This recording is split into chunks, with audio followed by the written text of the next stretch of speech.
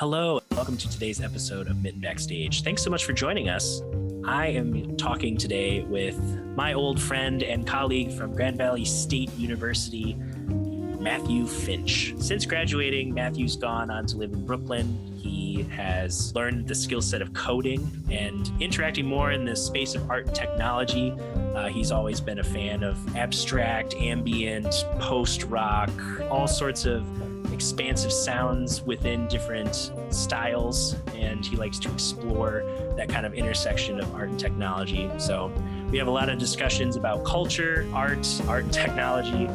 We dip into goofing on a little politics because it reflects part of the culture and what artists are kind of observing and how the discourse between different people, and just kind of have an open, natural dialogue that you would hear backstage if we were both at a show. So I'm happy to share this conversation with you today. If you like today's conversation and you want to support this podcast and others that I produce, you can head on over to patreon.com/Snedeker. There you can support at different tier levels to get early access to podcast episodes in audio and video format, exclusive merch, and more. You can also head over to DutcherSnedeker.com to see everything else that I'm currently up to around the internet. And don't underestimate the value of your social currency. You can share, like, subscribe, follow, any way of interacting on whatever platform you happen to be watching or listening to this podcast on is a great way to support the podcast as well. All right, let's get right into today's discussion with Matthew Finch.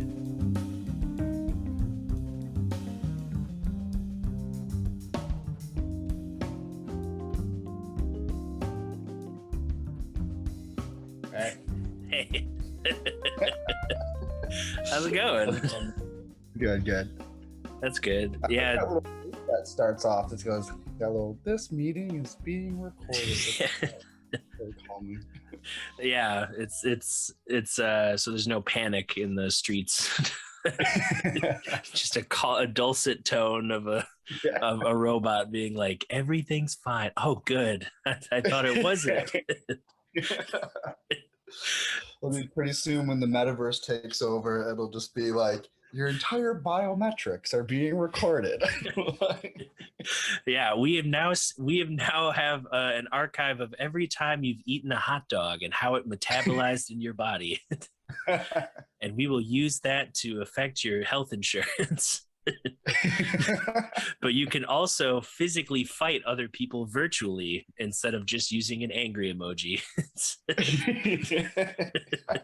Yeah, I can't wait. They're straight up gonna be like it's gonna be like there's like some platform people go on where like the content is being streamed on what seems to be like a drive-in theater, and just brawls taking out in front of it, like fighting in little groups and little like subgroups all fighting each other. Yeah, and it's and everyone's avatar is just going to be ridiculous. It's going to be like, like anime characters and like SpongeBob and Dude, Smash Bros, they were onto it. They knew what the future was going to be. Yeah.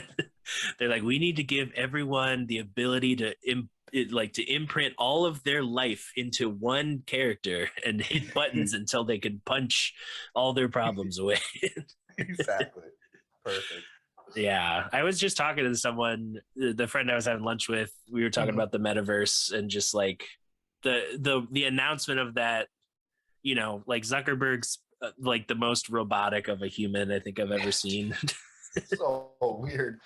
He even tries to make little. Did you watch the keynote speech thing?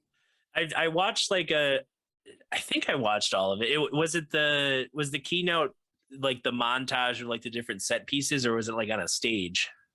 Oh no, it's just a video of him like kind of like walking around. It's like about hour and a half long. Sort of connection.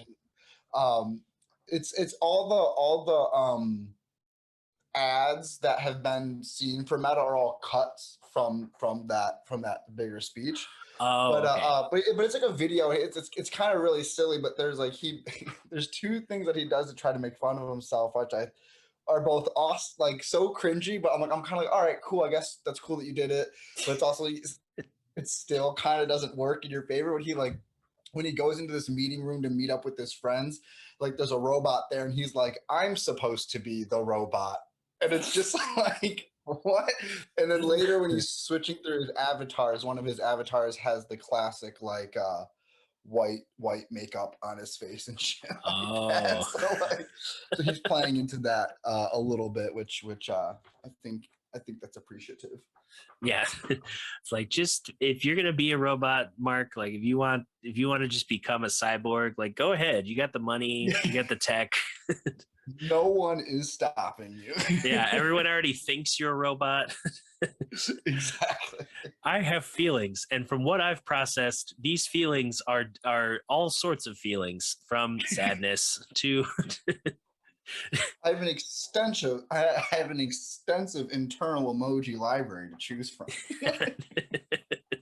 from whimsical to enraptured to just like, yeah, it's so funny that it's like, instead of being like, oh, we have these documented and now like more publicly known problems with our platform, instead of like fixing it, they're like, what if we went deeper? Yeah, what if we just changed the name? like, how do you want to solve these problems? We just change the name and just try to pair up with the gaming community, and now we're different. Yeah, just move on. I actually think calling the new name Meta is so stupid in my opinion, because like the metaverse, right, that's not like an ownable thing. The metaverse is the product of all the metadata being consolidated into like a blockchain eventually, right? Right. And so to call it Meta is like when Netscape tried to like be like, Netscape, we're gonna be the product that uses the net. So it's like, dude, you're setting yourself up for failure here to try to coin the name. Like, I don't know. Yeah. Yeah, it's like when, in like the YouTube space, when the Fine Bros, they tried to patent React, like reaction channels. Exactly. It's like, you can't. What do you mean patent? We're the only ones who know how to react to things. We are the ones that do it, and we do it the most reactionary. I'm just so surprised, like the level of depth of how reaction. Did you see the Bo Burnham special? Like that came out like mid thing, whatever. He's like alone. Yeah. There was one that it was where he's doing the reaction to something, and then the reaction to him doing the reaction, and then I was watching like a Hassan Twitch stream, and he I don't know if he was doing this on purpose or not, but he's like watching this guy who's like making an AI version of himself, and the AI version of himself is reacting to a video of Hassan reacting to a clip about Hassan. So there's like 5 layers deep, and I'm like, this is like happening unironically right now. Yeah, I've been seeing that. I've only recently, like, within the last 3 months, kind of, I don't know if it was just algorithm or, maybe because I was watching like Second Thought or some other like more leftist YouTube-y type stuff. Hassan's like stream clips started coming into the sphere. And yeah, just like he was talking about like how like, all the people who clip his content and, earn money off of it. And he's just like, yeah, whatever. And then someone just made that AI that just automatically makes clips. He's like, the clips industrial complex is destroyed. Exactly. Even that's been automated. Our future. It will never stop. Just into infinity. Yeah, is your coding an attempt to just get ahead of the robots and just be like, hey, you know what? You think you can replace all art with code? Oh, I'm already no, there, it's man. the other way around. You're thinking about it wrong. It's more so that when they do take over, that they can see that I was a good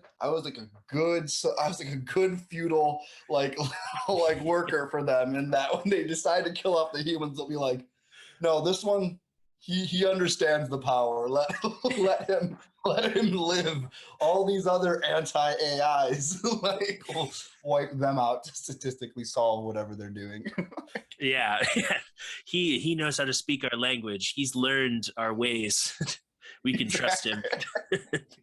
I'll be like the guy in the wheelchair in Avatar. Yeah, well, we accept that he is part of our tribe, even though he is not of our species. Yeah, it's it's it's the future that everyone wanted. Everyone wanted it. It is so weird because like there's so many sides to it. It's like it is just weird to think that like in 1930s or like 1940s they're writing these like sci-fi books about like people having these like little like content media devices that have connection to global updates and stuff. And then at that point, it was just like, that's never going to happen. And then, like we're here and we're doing it. And we really do have like billionaires building spaceships to get to who can be in suborbital first. Then we also have companies building like virtual realities. But then at the same time, in like the 80s, they were like, dude, we're going to have a hover car in 2001. And it's just, no, that's like not happening at all. It's like, what are you, crazy? We could make this pocket, this device that can connect to the entire planet, and you can learn about everything all the time, or learn about the wrong things all the time. Exactly. In fact, why don't we use it that way? Like majority. Yeah, I saw like an old clip. It must have been from like the 60s, like maybe 70s. Like it was an old, it must have been, I don't know if it was from a movie. It felt like one of those types of like educational, like the future, what will we see? And like, just positing different things. And one of them was like, their concept of self-driving cars was like, the cars looked like a prototype, like, Adam West era Batmobile. It was just like a silver spaceship looking car. And then it, instead of like, oh, it's, internal systems guiding the car, it was, you get to a big stretch of like, like an interstate highway. And then that interstate has a magnetic track. And then you would drive up to the track and call a control tower like an airport, and then be like, you are clear to engage automatic pilot. And it just shows the guy like take his hands like, oh. And but in reality though, what would really happen if that was the truth was you drive up to your little strip, you'd get on the strip, and then the car would just flip over. It's like there'd be like nothing to like balance it out. It would just flip and get sunk down. Yeah, and then as soon as somebody, it's like with every tech, there's like somebody who's like, can I break this for my own personal? It's like they could just reverse the polarity, and you have cars just flung into the sky. Just yeah. That's the future we've all been waiting for. Yeah, it's kind of picking up though off what you're saying about like coding and art. It's really actually interesting because I think like for such a long time I had this opinion of like performance and making music where it was kind of like I had this desire to be really outside of the computer and as close to like actual sound in like this physical space or whatever. And it was almost as if I was for a long time I was someone that was like, I write my music on paper first and then I transcribe it. And it took me a while to get to the point where I'm like, well, I can use MIDI notes and just, copy and paste. It's the same idea because you're just doing it faster. You're not losing anything by that, to the point where now I'm like, I'm straight up writing algorithms that are like making the audio waves and I'm doing like touch-ups. And it's just, to me, it's been this interesting journey where you start to realize that like the way I see it anyways is AI is just I don't even consider it an extension. It's just a tool. Like it's just as much as an extension as a hammer or or a drill or something, where it's just a tool to accomplish something in a faster way. Where because when you build an algorithm, not to say that I'm not out here like inventing the state of the art algorithms. Any algorithm I'm using, I'm sure made a little website called Twitter. Yeah, exactly. I don't know if you heard about it. Everyone hates it. It's doing great. But it's just this thing where it's kind of like I don't know. I think it's a fascinating tool. Is like the more I use it, and I still have a little chip on my shoulder against people who are kind of like, my whole thing's AI automated, and that's cool. Where I'm kind of like, I'm not interested in that. I'm interested in like hybrid things. Like I want to see something that's like, I want to hear something and think, is part of this AI and part of it human, and not be able to fully tell and have it take you to this kind of like different space, so it's like, yeah, it's interesting. As much as I spend my time in that world, I still feel this kind of thing where I'm like, it's not as impressive as the narrative around the art right now that's very AI centric. That Yep. narrative is very tired to me, and I don't care. I'm kind of like, yeah, I want to see like, I want to be like, it's kind of like when they were using like digital CGI in movies. There was like a period of time where like definitely knew the difference, and it was kind of like whatever. And then it became the conversation of like, let's just see if we can put it together where you can't tell the difference, where it's like this big visual thing and you just know CGI is in there somewhere and you just don't really care because the whole thing is just an experience aided by both real actors and CGI working together to make like, a thing. And I Yeah. find that to be like the real fascinating space. Yeah, like when it's more integrated and less separated, it's like it's yeah, people are way more not even forgiving, but like they celebrate it more if it's like I couldn't even tell that, that 80-foot Yeah. dinosaur wasn't real. You're like, Exactly. yeah, like it's we have the technology. It's no longer like, I mean, people still do hand drawn animation, I guess, but like, Right. it's not like, oh, it's Godzilla. It's just someone in a suit, and then the perspective of how it's filmed makes him look like a giant, and the set's like Exactly. 2 feet tall. Right. But yeah, to have like, these things realized with art and music, or art and technology, I guess. Like, I think of like the video game space, the amount of like detail that can now be rendered into like, if you wanted to like, oh, it's a survival post-apocalypse game, but every coffee mug has a unique phrase on it, and you're like, why? That's cool, but like that's a lot of more detail than I thought I needed for. It's like every And item now you has, can't live without it. yeah, every item has physics. If you bump into a table, there are 35 individual items that can fall off of it. Like, what? I just can I? Does it have guns? That's all I.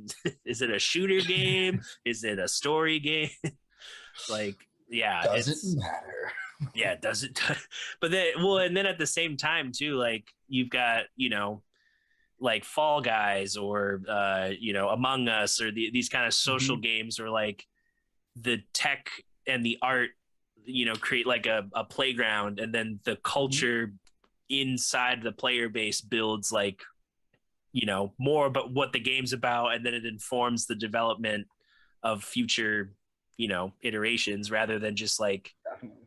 being like, this is the, it's like if you were reading a Mhm. book and then like the author in real time was like, yeah, but there's more. Just like adding on to the story and like little footnotes. Five And more bucks this month and your book will get bigger. I have 50 more pages for $10. It's fascinating though, because I think like probably like Minecraft, um, what is the farm one called? I forget. Stardew Valley, No, it's like the fuck Animal Crossing. Terraria.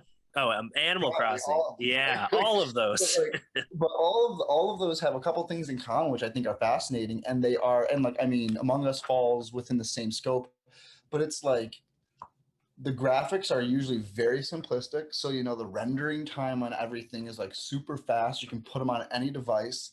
And then, yeah, there's like no real rules other than like some vague guidelines, right? I think Right. like Jackbox has, I think they kind of fall into a similar scope, even though they're more like specific gamified things. But to me, it's like Yeah. fascinating. On one end, you have these like narrative driven like things like Cyberpunk 20 whatever the number is, and it's like, like that's like some like 5 days of gameplay if you just do it in a very strict way and don't explore anything, with Yeah. these crazy graphics. But then it becomes a niche culture that really gets into it. But then you have like, what if you were a block person and you put blocks together and the whole world is just like, yeah, dude, like we're all gonna build blocks. Like, It's like, finally. I've been yeah, waiting for this. it's really Yeah. interesting. Like, think about that with music too, right? Like you get this like 5 hour symphony of like complex like strategic implementations of harmonies and rhythms and calling to all these things, and like clearly like this is like a masterpiece, like really like brought to life. And you know, you got like 15 people who are about it, and then you've got like clinically tested pop beats, which nothing wrong with that, but and it just works on everyone. And I'm not saying there's a quality to either. I just find it really Right. fascinating that with like the technical development of things. So almost like the more developed it is, the more niche audience you will get until Right. like the next generation. Because you can listen to like a lot of modern beats today, in my opinion. You hear minimalism, you hear atonality, you hear all this type of stuff in it, right? That is Yeah. like, you're like, oh, dude, in the 90s, this would have like weirded people out. But you know, like almost 30 years later, it's kind of like, yeah, so I got some like 11-13 in my hip hop. That's fine. Don't worry about it. Like it's there. I can still follow it. It's don't Exactly. complain. Yeah. Yeah. Well, and it, I think too, like with, you know, there's the, you know, thinking of like how social media continues to evolve how artists create things. Mhm. It and then like kind of the reflection of some of these ideas in like pop music. It's like, okay, you know, everyone's kind of window shopping on their feeds, and then it take, you know, now you have like a fraction of a second to elicit some kind of emotion to then engage people for like 30 seconds. And then, you know, like, oh, from that, like, you know, I think of like all the artists who are, you know, becoming more famous or having a second wind in their career on TikTok. Mhm. And you know, okay, they have this song that's like it's memed into oblivion and then gets turned into a full song with like a producer and like a full track, and then that's still like, okay, it's that same kind of vibe for 4 minutes.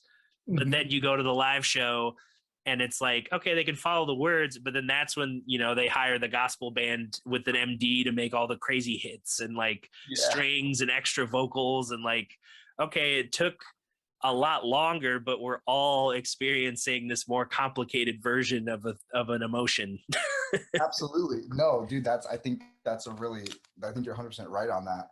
Um, that's interesting. Yeah, you know, that's fascinating too, because like, it's like, I think that the initial thesis that I was aware of was that with modern streaming, the way that way SoundCloud, Spotify, Bandcamp, all it works is like, okay, it cuts the middleman. You know, the independent artist is the creator. You got Ableton, Logic, uh, wow, Pro Tools. You got all of those, Yeah. right? And it's all this, you know, boom now. But it's almost like now all of that's available. But instead of getting more intense recordings, yeah, we have these more simplified, easier to shoot out recordings. But now we have, yeah, banging live shows, because that's the nuanced thing. Whereas I feel like back in the day, it was like you'd go to see a band and you'd be like, if they didn't play the album note for note, you were like, well, that was a ripoff. I came here to hear what was on that CD. Like I just like, you know, it's yeah. Yeah, it's just like, what do you mean they're not note for note recreating this moment? Like, I remember this idea like in the early 2000s. That obviously we're younger, but I just remember like early on, like listening to Radiohead, and then you know, always thinking Radiohead was probably what was happening in their albums was the same thing as what was going on live. And then, you know, I encountered Animal Collective, and I remember seeing like an Animal Collective show and being like, this is definitely not the same experience. Like, you know, like having this realization that like panning has a huge effect on how you're like hearing music when it's all kind of right in front of you. It's not quite the same. And then there was the In Rainbows drama, where they were kind of like, yeah, we made the album, but when we went to tour it, we realized we couldn't play it. And I was like, well, then how did you make that? Oh, like they're sampling themselves. It's like, what? Definitely. Yeah, it's, but it's like, you know, I think of the discrepancy too, and like if what your audience kind of expects, like two people that come to mind who have just like, they just ride this horse of like one song for like months. Like you know, Silk Sonic. It's like, okay, everyone already knows who Bruno Mars is, and then everybody else knows who Anderson Paak is, and then they came together and made, Leave the Door Open. They rode that into like past the ground in and then out the other side of the planet into space. And then they finally put out their second single like, a month and a half, 2 months away from when the album's coming out.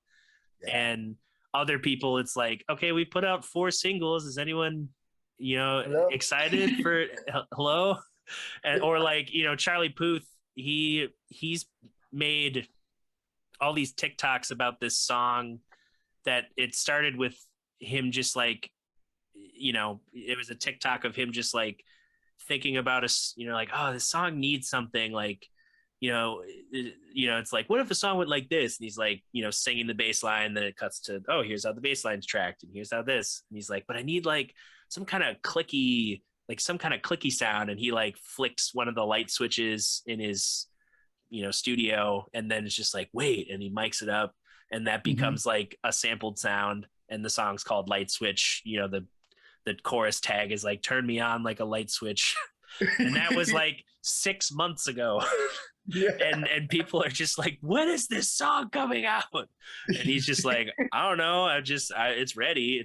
I'm like, it's probably been ready since like last year, and he's only now just like putting Well, there's the flip that he just made the TikTok video and there is no song. Yeah. Oh, I have to make a song now. I've only made But part of a song. As a musician was just for the content. Yeah. Yeah, it's so, yeah, that's another phenomenon, is just like the people who, I went and saw Mark Rebier the other month, and he, born from the internet, sold out the Royal Oak, and I was like, this is crazy. But his opener was Curtis Roach, this hip hop artist from Detroit who he made the board in the house TikTok meme that everyone was using last year during quarantine. Yeah, I didn't use it, but most everyone who's on TikTok used it. And, that was clearly like, he's just goofing. Like, it's just him going, bored in the house, bored in the house, bored in the house. I'm really, really bored. And then like, Tyga was like, this should be a song. And he's like, okay. And now he's touring. And I'm like, how do you go from like, making a song as a joke to like, oh, now I got to build a show around this? Like, what do I do? Make like 7 other solid tracks. Yeah, like his stuff was like he's not a bad MC. It was just like, okay, it's him and a DJ, so his costs are low. That's a good start, I guess, for your first national tour. Yeah. And then it's like, okay, you got to keep up the social media, I guess, because that's where you have been born from social media. But then it's also probably an interesting dynamic to the Detroit MCs who are like, maybe more on the traditional end of like, no, I did, freestyling at open mics. I did battle raps. I did all these things to like get into the culture. And I like, hustled this angle, and like this dude barely came out to shows and just made a TikTok. Yeah. And now he's touring. And it's like this weird dynamic of like old business and new business, but then social media is like a weird nebulous business to operate in. And it's like, it's crazy like to have that element of tech too, of like, we can reach, theoretically we can reach a lot more people, but at what cost to your own mental sanity? Exactly. And because that leads me to another, there's this like funny phrase, there's this funny phrase where it's like the algorithm, right? Like how many times do you hear some person talking about the algorithm, right? The algorithm has caused strife in the country. The algorithm has censored me. The algorithm put that song up in front of the it's like it's like funny to me, because it's like, to me, I know, call me crazy, this is not a 100% fact-filled statement, but it comes from some assumptions and working in the industry that I do now and seeing some things work, is that I just want people to think, what if the algorithm does find things similar to what you like, but then the company also just gives you content that has nothing to do with an algorithm because they just have like a straight up marketing campaign that they're fulfilling to an artist they made with a deal, and it's just called old school marketing. But then you also have this part of it that like shows you things that like you like. And for all the censoring stuff, it's like, yeah, companies are making decisions, get over it. Like, like, but it's just I've always like, because the reason I brought this up is you were saying like the thing about mental sanity, because I feel like some people get caught up thinking that they have to compete in the algorithm, or they're trying to outsmart the algorithm, and I'm just like, well, it's almost like we were given the keys to open distribution, and without realizing it, we like gave the keys back in order to like, be part of ad campaigns, or the various things you have to do to like actually develop true living inside social media. It's not an easy game, but it's just so funny. I watch people who just kind of always like throwing blame on the algorithm. I'm just like, I don't know. I don't think it's actually that complicated and mysterious. But I don't know. Maybe my day job like helps me have a slightly different relationship to that. I don't know, but it's interesting. Yeah, it's like someone who's eating like, it's like, this is the best cheeseburger I've. How do they make it? And you're just like, it's literally just meat and cheese. Yes, exactly. Like, what do you mean? Yeah, it's well, and yeah, it's also like I feel like people get caught up in it, because I even yesterday I posted a reel to Instagram, and I was like, okay, I know algorithmically, supposedly, from what people have been saying, that because Instagram wants to compete with TikTok, reels are kind of put on the Maslow's social media hierarchy of needs, is reels. And then I noticed that it wasn't like I was doing anything spectacular. I just threw a filter on, and I was drinking tea, being like, anyone listen to this song? It's really great.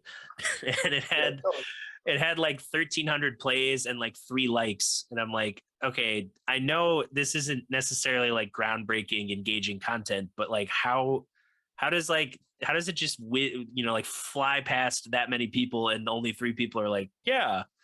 Yeah. It's like, what is the count? What is the count? You know what I mean? Like, does it take just it to pop up on a screen before someone spins it? But is there an actual sec? Because I've heard rumors that it's like, oh, it has to be like 3 seconds for it to be a thing, or is it simply it loaded? Yep. Like loaded, therefore you get a count. Or I would like to think it's like a 5-second minimum, so because I can in my head be like, oh yeah, every one of these numbers accounts to a minimum of 5 seconds of people enjoying this. But I have no idea. Yeah. Well, and I also noticed too, like, there was the whole discussion last year of different creators who, were a little bit more savvy to how social media was working metric wise. They were letting people know, like, hey, even though your fans have been treated, or like have been taught since the birth of this platform, that all they have to do is hit that little heart, and that it counts as a metric and an interaction that is positive for pushing the content of their favorite people out into the world. Now it's it shares, and then saves, and then likes, and then comments. And it's like, okay, so the 2 things that were the things that people do most times on social media are now the worst options, supposedly. And we have to retrain the audience to think about this. So then, of course, I'm already used to sharing, and I noticed that they changed on Instagram the vertical videos take up a little bit more space if they're shot vertically, and that helps fill out the screen for shares. And I try to share a lot of different things, just because there's a lot of stuff I want to promote. But now Instagram's kind of been like, well, I guess it's Facebook ultimately. For whatever reason, with my platform, they must think I'm like a spam bot, because there's been times where they're just like, yeah, you can't interact right now. I'm like, why can't I interact? I'm literally using your platform all the time. Like, exactly. Why have you been doing this? Yeah, it's like, no human would dare spend hours, even though we want them to spend hours. So I'm just like, that's a sign in the right direction, though, for me, in my opinion. If it's actually, I've actually disengaged a lot with social media in the past. Like, actually, right when the pandemic started, I like actually kind of stepped out of I got into it like hardcore for a second, and then I was like, wait, like I don't know why. I just like took a breath away, but what you just said is a really positive thing in my opinion. If the algorithms and the ways in which they're ranking content for an influencer is more focused on the content being shared, and I'm assuming the account of that influencer doing more sharing, then Think I hope that's happening. Then to me that's cooler because it's less of a popularity contest and it's more of an engagement contest, which for them gives them more data, more people's time, but also it really filters out the people who are genuinely influencers versus those who just know how to make catchy things and get likes. You know, right. so that's kind of cool. That's good to hear. I like that. Yeah, it's yeah, definitely like it's a annoying in the sense of like you don't want to be responsible for like explaining it to an audience, but at the same time, if you know that people are on the platform anyway, they're going to figure it out at some point.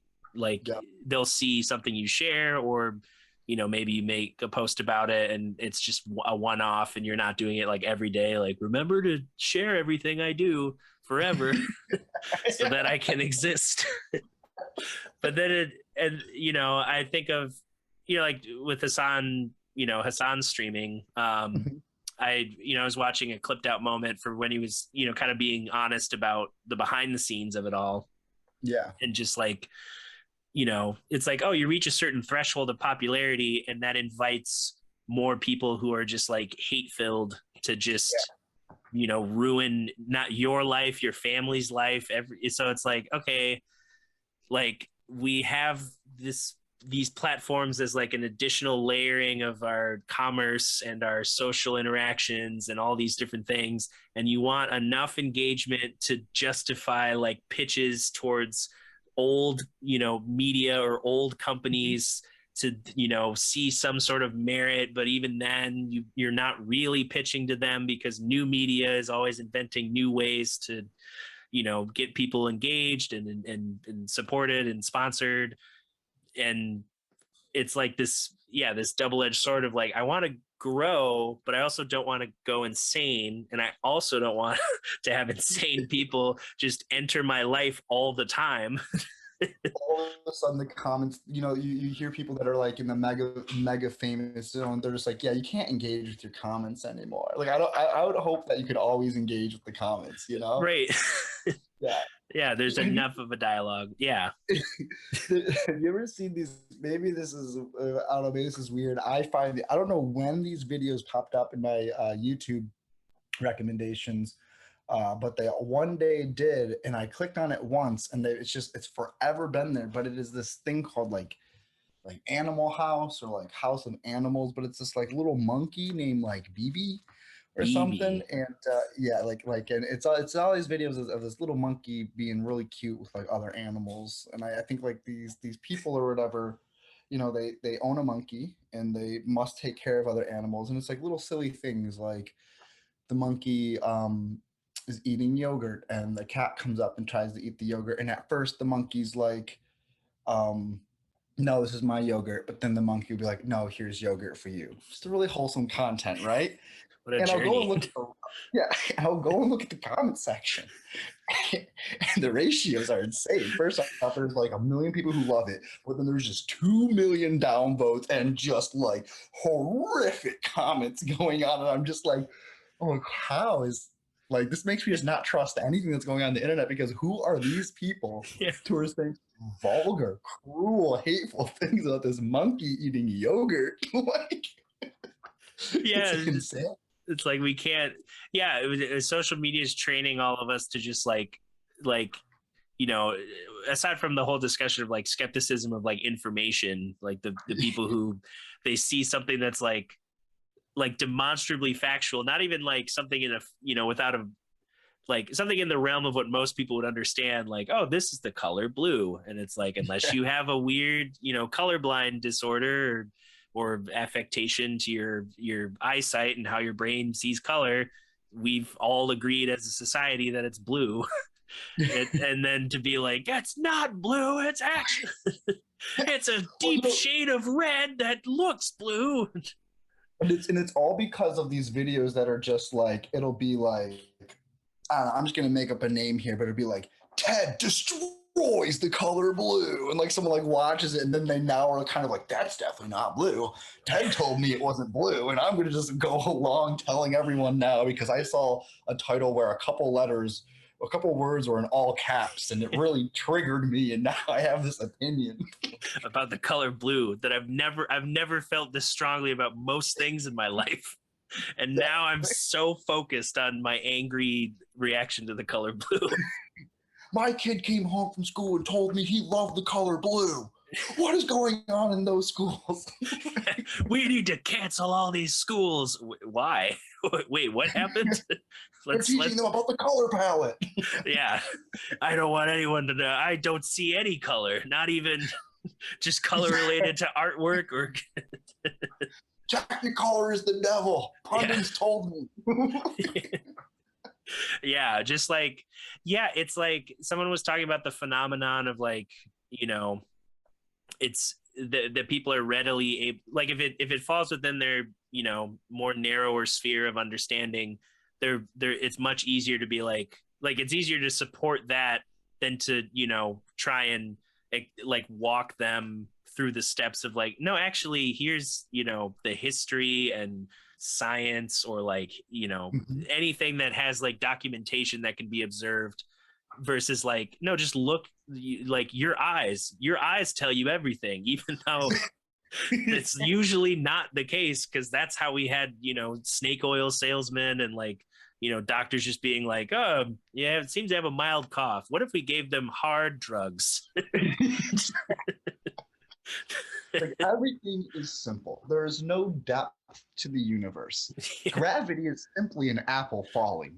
Don't worry about it.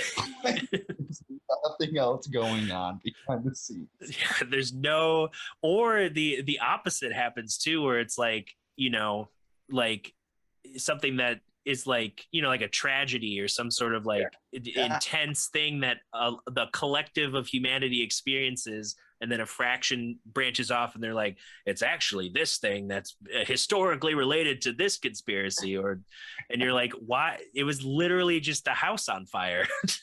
But if you look in this photo from 200 years ago, there's also a house on fire. Therefore, on that very day, the same house was on fire this day 55 years ago. And who was president at the time? Just like, what? Hold on. Same guy said that the color blue existed. It's all connected. And meanwhile, you're just like, dude, like, it's okay to just be like, I work at Walgreens and I don't need to be privy to like secret societies. Like, can't you just be like, that speaks more to like, okay, maybe you need like, maybe it's a family that gets rid of the conspiracy. Maybe it's joining a boating club. Maybe it's taking up carpentry. Like something that you can have knowledge and command over, so that the world that is gigantic and hard to process in its totality feels a little bit easier to deal with. No, I think you nailed it. That's exactly it. And it's funny. It's like I think what we're painting is like, there's this interesting. I'm seeing this like multi-dimensional like thing right now, and there's like this diagram, right, where there's like, when it comes to the information, there's like extreme nihilism, which oversimplifies everything and turns people into crazy people. And then there's like the opposite of that, like conspiracy theory realm, where there's just no substantiating information, but you just go all the way down that. But then like somehow you have these like marketing teams that are like somehow leveraging all of that. And it's funny because it's like, is someone like yourself who like puts out content and is like creating and doing all this, like you have to like manage all of that so you can be like, check out this cool lo-fi beat me and my band made. Leverage this like weird space so you can be like, I like music and I want to share it with you. Yeah, it's wild. It's wild, and it sometimes feels like because that's the thing with Earth Radio too. It's like we're a band of creatives where most of our songs are about the the stressors and the systems in place that are just like insane, or like we have a song on our new record that we've been playing recently called Backup that our bass player wrote, and it's the premise is like when you're at dinner with your aunt who's got like a real estate job, and they're like just like, oh, you're still in that little band, oh that's great, but what's your backup plan? And it's like, I don't talk to you that way. Is your only mode of conversation tearing other people down? Oh, you're still stuck in your like kind of ways of thinking? That's cute. It's like, oh, you just sell house. When is that gonna stop? Selling houses? Like, what? I don't talk to you about your job that way. Yeah. I had a similar experience with that. So like it was actually kind of funny because that's like for some reason never left me with aspects of my family, because it's like my family didn't really understand music when I was full-time pursuing that and developing in that industry. And then when I transitioned into machine learning and computer sciences, they had no concept of really what that was either. So like the conversations kind of went from like, how long are you going to be in New York and, be playing, like, are you busking like in the streets? Is that like what I'm like, no, I'm like booking shows at like venues. I think you completely misunderstand what I'm doing. And then it turned into like, how long are you going to stay in New York? And like, are you like, what, are you plugging in people's computers and like helping them turn it on and off? I'm just like, no, like, I don't think you have any idea what's going on. but there's no way, I realize there's no way to fight it. I just like kind of lean in, and I'm just like, yeah, today I had to answer 5 calls where, I had to tell them to turn the computer on, and they're like, really? And I'm just like, the fact that you even believe this, like, no, not really. Like, it's like, what's just going on? be open to new information so that eventually you understand a little bit of what I do. And then exactly. And ultimately I can't help, I can't get too upset about it, because right. I do think these industries flourish differently in Michigan. Yes. Not to say that there's any less. I think there's like a thriving music scene in Michigan, and actually there's like a pretty cool tech scene as I've like gotten to like kind of reconnect with some old friends. There's like actually some really cool tech stuff going on in Michigan, in my opinion. But like it's just, there's just this age cutoff where if you're like, if you're above a certain age, you just did not get the memo that this was like happening in the world. And like you're still kind of like, Chrysler's a good company. You should work for them. Yeah. Just like, yeah, do you want me to go work for Sears too? Like, how they doing? Like, you're lucky you can start an auto paint like job. You can work off Gratiot. It's about a few miles from Detroit, and you can supply paint to the bigger auto companies. It's like, I don't think that's independent industry anymore, but okay. It's like, wait, what do you mean? Like, you don't think they have in-house paint? Yeah. Like, you don't think they've tried to like monopolize every facet of like the chain of all the supplies for auto industry? Exactly. Like, yeah, and it's interesting with my family, like having, my dad's side of the family are all musicians, and like all my uncles, they all have a combination of like, what most professionals have, like, oh, I have the main gig and then I have a bunch of side things that kind of feed into the main interest. And that's technically what I do is like, okay, performing's kind of the main thing that like most people know me about or know me for, and then everything else like is kind of it feeds off of each other. Like, oh, I play a show, people like the piano, they then find out I do other stuff, and then they do that. But then at the same time, other people are discovering like, oh, he podcasts, I don't really know him, let's hear his opinions on whatever. And then they maybe they dig the conversation or the take, and then they go see a show, and then it just keeps feeding into each other. But it takes it takes like, thinking back to like, so advertising stuff on social media, it sometimes feels like between like multiple platforms or having to post multiple times around a single show or a release or an event, it's like if I had the command of like every armed force on the planet, and I could just surround someone's house and each weapon is like Facebook, Instagram, TikTok, and you're just like, look at it. Just look at it and acknowledge it's there. And then tell someone else. Yeah, tell somebody else who also has all these guns trained on them. So like you know, yeah, just like, you know, the effect of like you're trying to surround, as everyone's time is already like so finite with like a more traditional, you know, capitalist environment of like, oh, what's my time if not to just get ready for more work, and Right. and to then like have to like, you know, oh, they come home, they being like, you know, majority of people who have like the family unit and like the 9 to 5 job or 9 to 6 or 10 to 7, whatever it is, like they come home and there's like, okay, there's this window of time where I'm awake and I have to divide it between you know, the family responsibility, the entertainment, like what do I want to just zone out from, and then like, you know, whatever with like, oh, I got to talk to my wife, my spouse, you know, like all these things that are divided into like a very narrow window of free time, and then you're trying to nudge in like 10-second intervals of like, hey, just look, there's a show, I'm sorry, go back to doing that thing. Oh, yeah. Let me tell you something. Yeah. Hey, don't stop scrolling.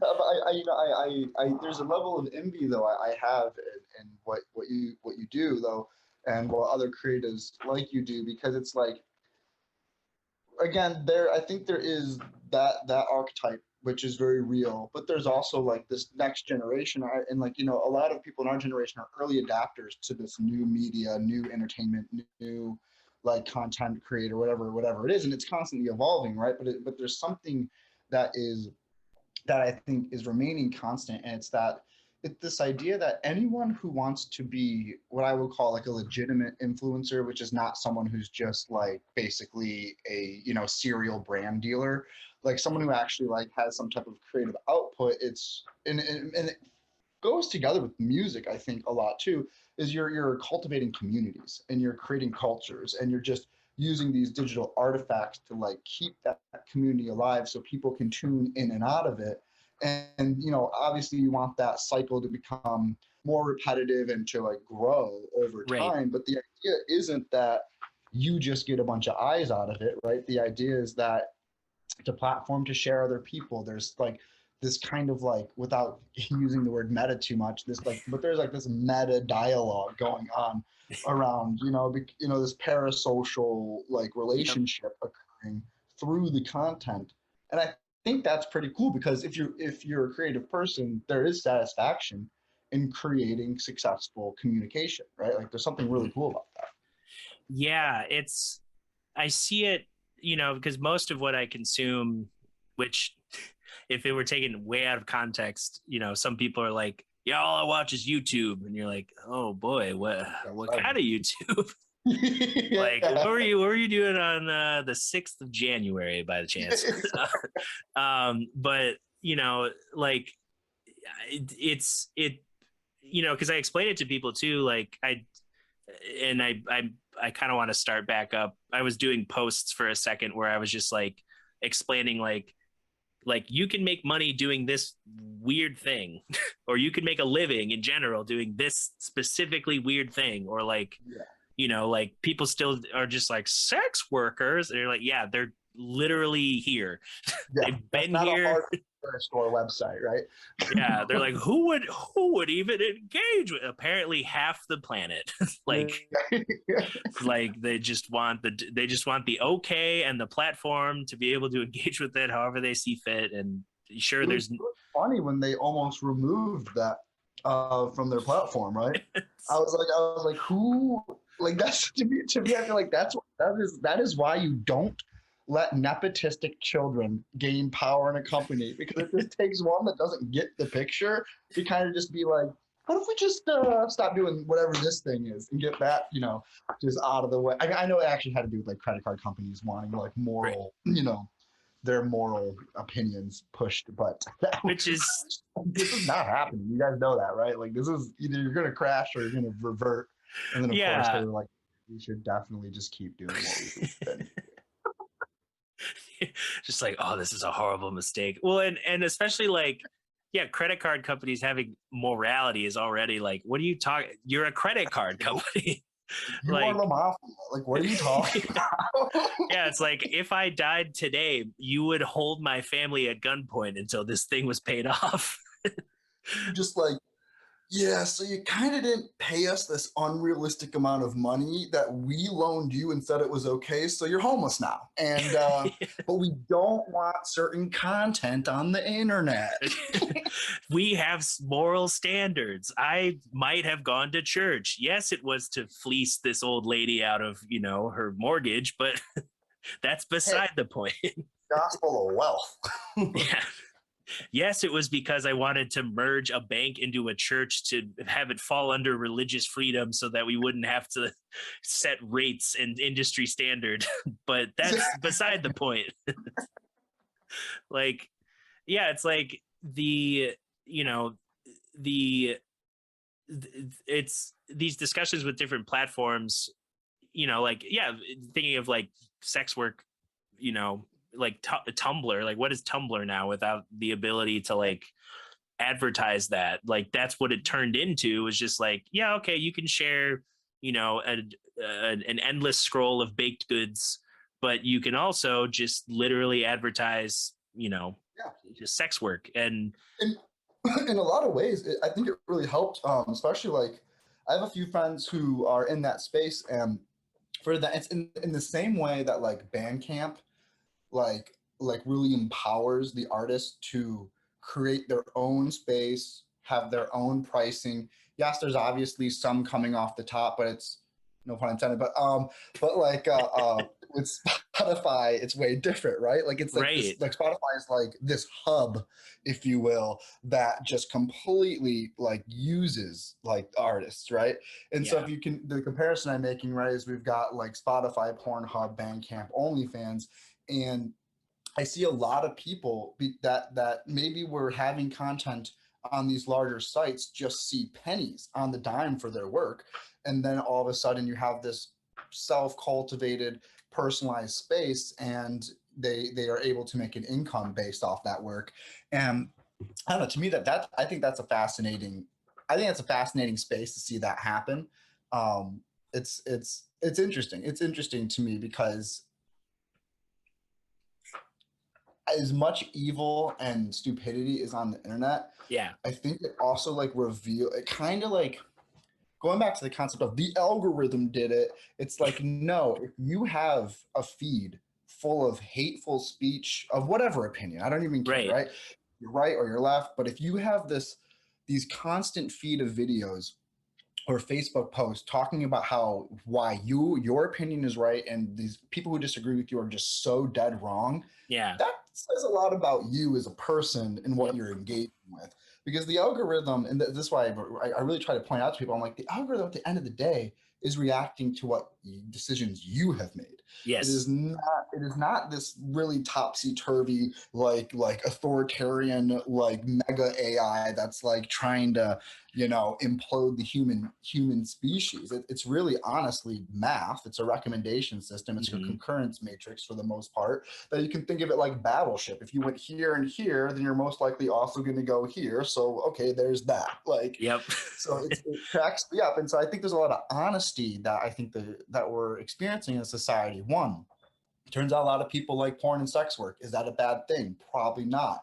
And maybe it's okay to let people to make money. Two, maybe there's a lot of people who will hide, who are kind of like chicken shit, and hide behind these walls to become really aggressive and mean, and yep, don't have good coping mechanisms to deal with their lonely like selves, and like, yeah, so to me it's like, rather than like go at it and try to be like we must remove it, it's like, what if we address our puritanically based repressed like history yep, and try to undo some of that, and I bet the hate will go away, and you'll have a little bit more of like a liberal concept of what people do with their own bodies, and it's like, it's interesting what insights we could take from it, and then what other maybe larger organizations tell us we should take from it. Yeah, it's a fascinating thing.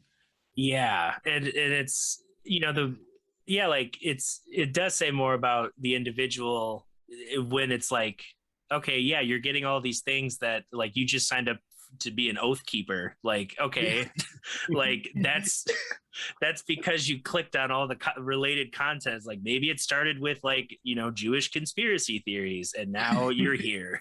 Like, you know, you bought like Walmart, you know, Kevlar vests and hunting rifles and now you're, you know, storming a Starbucks because the, you know, they didn't put Christmas on the cup or something.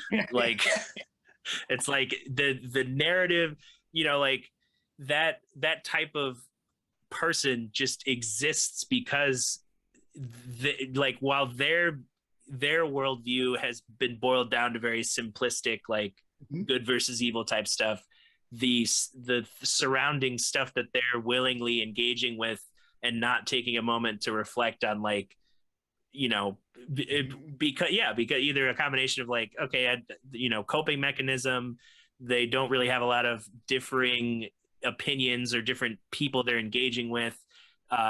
They restrict themselves from those you know, points of entry to be able to engage with other people in that manner. Absolutely. And you know, like I think of like I played Pond Jam earlier this year, and that's already kind of a scrappy, like, you know, a lot of cool people go there, and you know, bands get paid kind of a flat fee unless you're, you know, a local favorite. Then you kind of you get the next tier up of like you get paid a little more money and you can get some other gigs, and it's like, you know, thrown together by community people. It's been going on a while, and you know, I've played it twice and it's been fine both times. And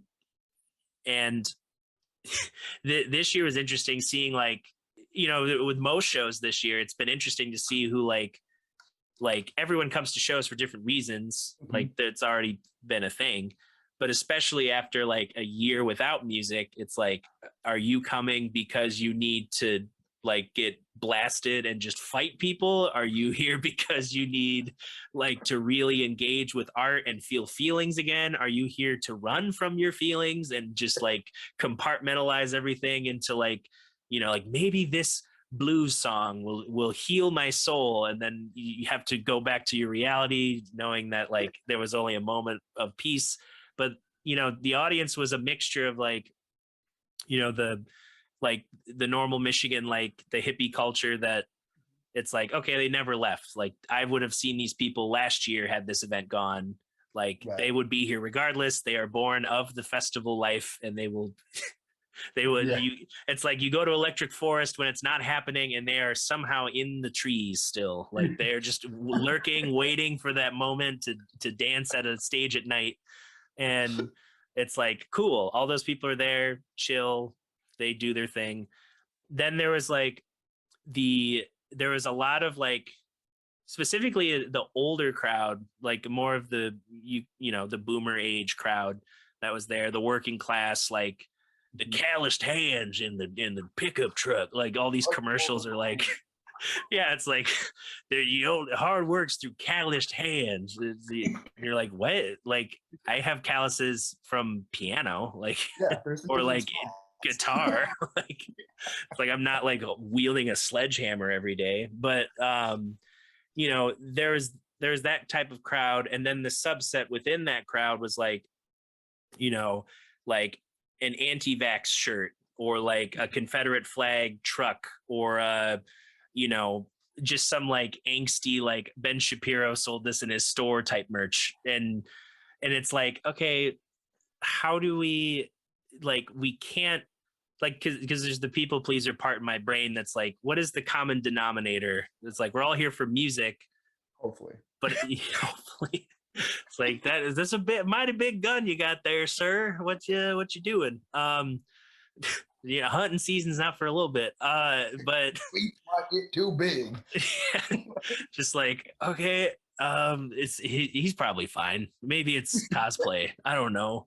Um, but you know, it's like you want to share in this experience, and like you're already as an artist thinking like, all right, not everyone's gonna like what we do or understand what we do on individual levels, and it's hard to like create art to scale to please the entirety of the planet, because otherwise it would just literally be like unintelligible words with bass beating into your face and like a steady pulse for like 8 hours to do like all sorts of ups and downs of all the drugs.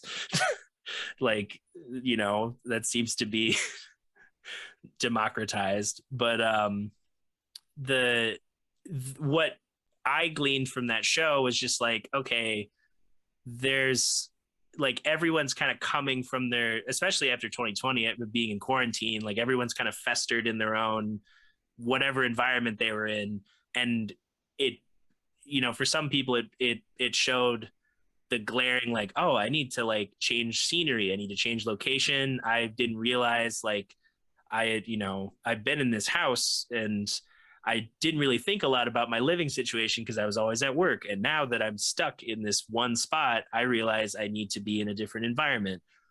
And then other people were like, nope, everything that's been in my life up to this point was 100% true and ordained by God. And I am going out as his disciple, guns blazing, whether they're real or metaphorical. And it's hard to like, it's like you want to address that and like, you address it in some way of like, okay, how does that interact with what I do as an artist? Like, do I speak to this directly? Like that seems, if it's like clearly toxic, like if they're like harming people, then of course, but Right. if it's just someone with a very bad take. It's so fascinating to me because I feel like New York, or specifically Brooklyn, compared to Michigan, there's like differences going on in the public space, right? And I visited Michigan at some point, like during the pandemic, after flying was kind of like a little bit more acceptable. I had like some things to do in the state, and it's interesting to me because there is an opinion and a mindset that isn't really present in Brooklyn. That feels a lot more present in Michigan. Not to say it's a majority mindset, but it's just more there, and I think it has to do with the different environments, right? Maybe if I were to go more north, like upstate New York, maybe I would find some parallels there.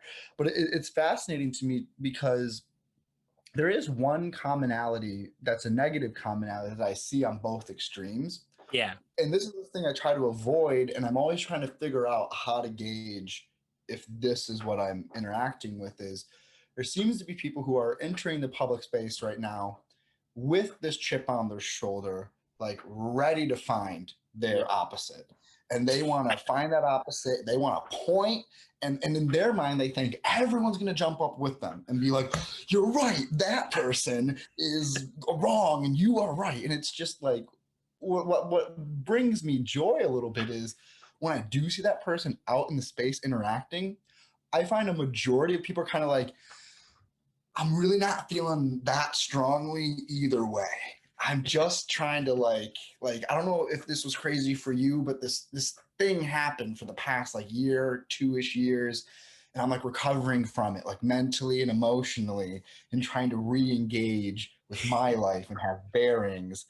I'm not quite on this like screw it all mindset where I'm just everyone's an enemy.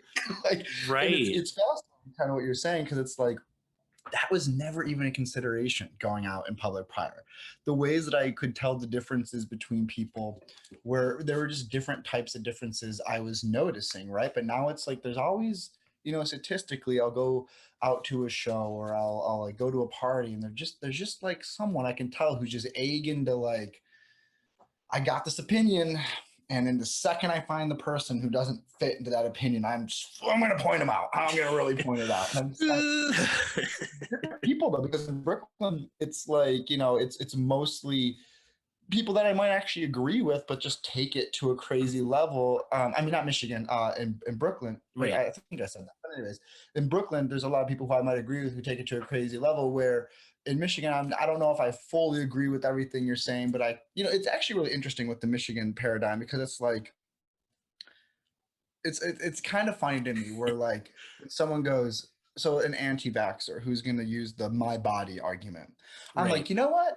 I actually, this argument, I agree with, but you have taken it out of context. And the fact that you are using it is like almost ironic and kind Yes. of funny because where this comes from, you are like, for the most of the time, you're a person who is wholeheartedly against how that argument comes from and is used. So I'm kind of like, are you just doing this to be like a little like angsty and kind of like, well, I can use that argument too. Here's, you know what I mean? Which completely kills the real argument. Yeah. And so, or same, the one that really pissed me off was when all of a sudden these people are like, I can't wear a mask, I can't breathe. I'm like, really? You're going to use that phrase? Like, that's the phrase you're going to use right Yeah. now. And it's kind of like, so it's like, you know what? I can agree with what you fundamentally are feeling, but I think you've blown it so out of proportion that I can't help but disagree Right. because this isn't the hill I'm gonna die on. Like this is not the way this is going down for me. But it's like fascinating to see the root and be like, okay, I get what you're concerned about. You're actually concerned about authoritarian government overreach, which okay, I'm cool with that. I'm cool to like stand up against authoritarian governments.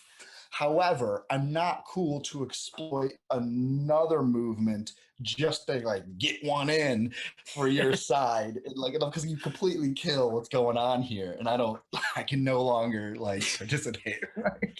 Yeah, it's like, yeah, it's like, okay, you heard the slogan, I guess, but now you've only, the only thing you heard about it was that there was this like very public reaction and use of that statement, and now you're like, Me too, but for this thing completely not related to what it originally Exactly. stood for, you know, like, and that's where, like, you know, nuance has been like a word I don't think I've used more than ever in the past year. Is nuance. Is like, there's so many layers. Like, humans are already complex, even if there are moments of like, okay, we've clearly steered, you know, like there are people who can be steered certain ways based on like the the complex combinations of environmental and, you know, community influencing, of Mhm. just like, okay, they're, maybe they're a little bit more isolated, maybe they're, you know, their opinions are also isolated into this kind of circular, you know, interaction with the world. And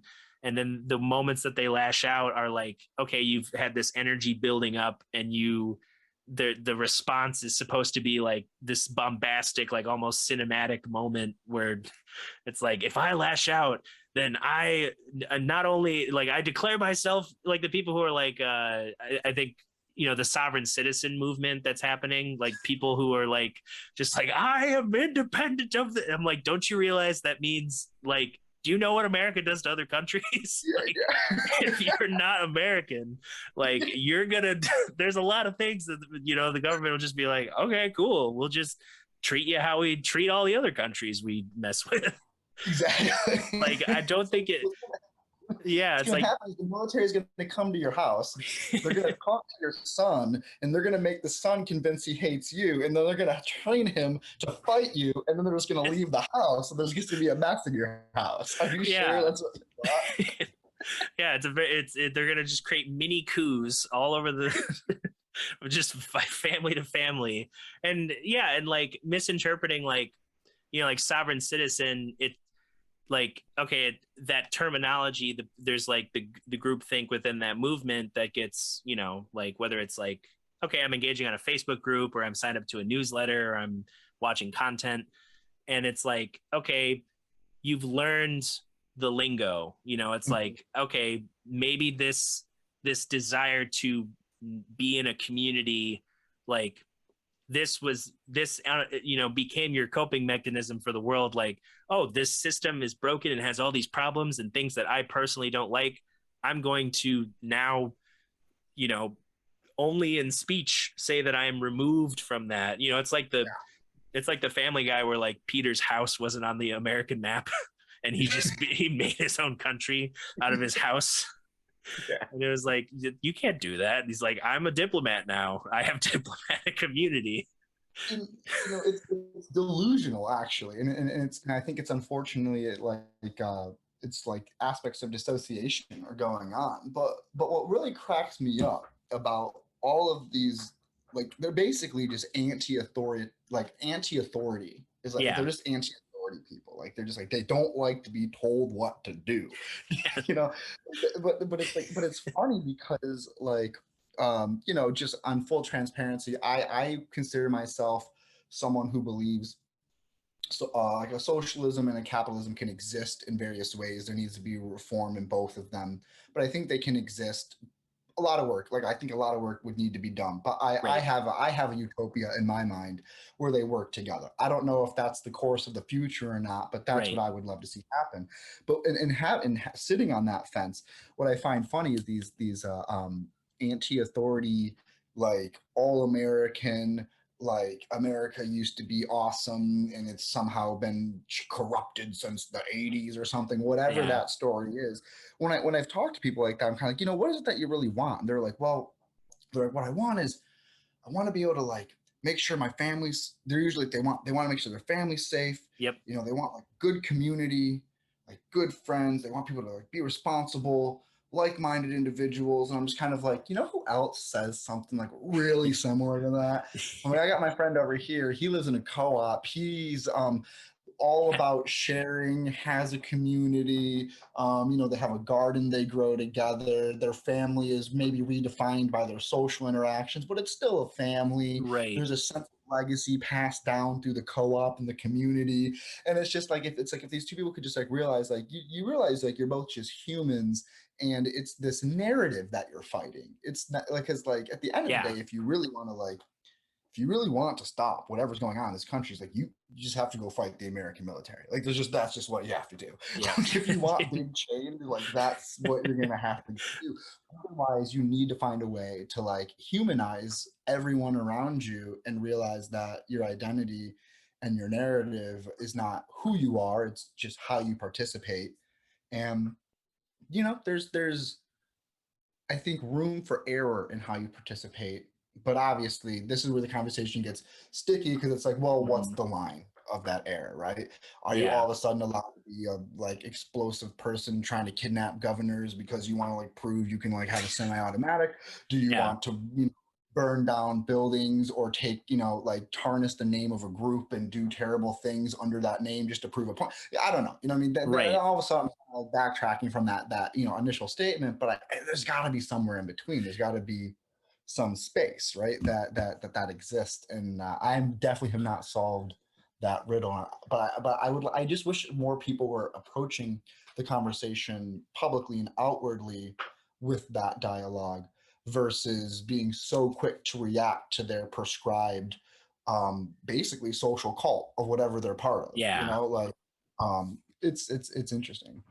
Yeah, and it's like, well, and discourse is, it just increasingly becomes, instead of like debate where it's like, okay, the way you prep for a debate is, at least from my basic understanding, is you obviously come at with your position, you have your points, but then you're also understanding the other side of it too. Like, okay, Mhm. these are the arguments that are going to be made. These are the types of pushback I'm going to have on my position. These are the types of concessions I need to make to, like, over the arc of the discussion, have some sort of sway on like either the audience or maybe even with the opponent, like having some like concessions made of like, okay, we both agree on this thing.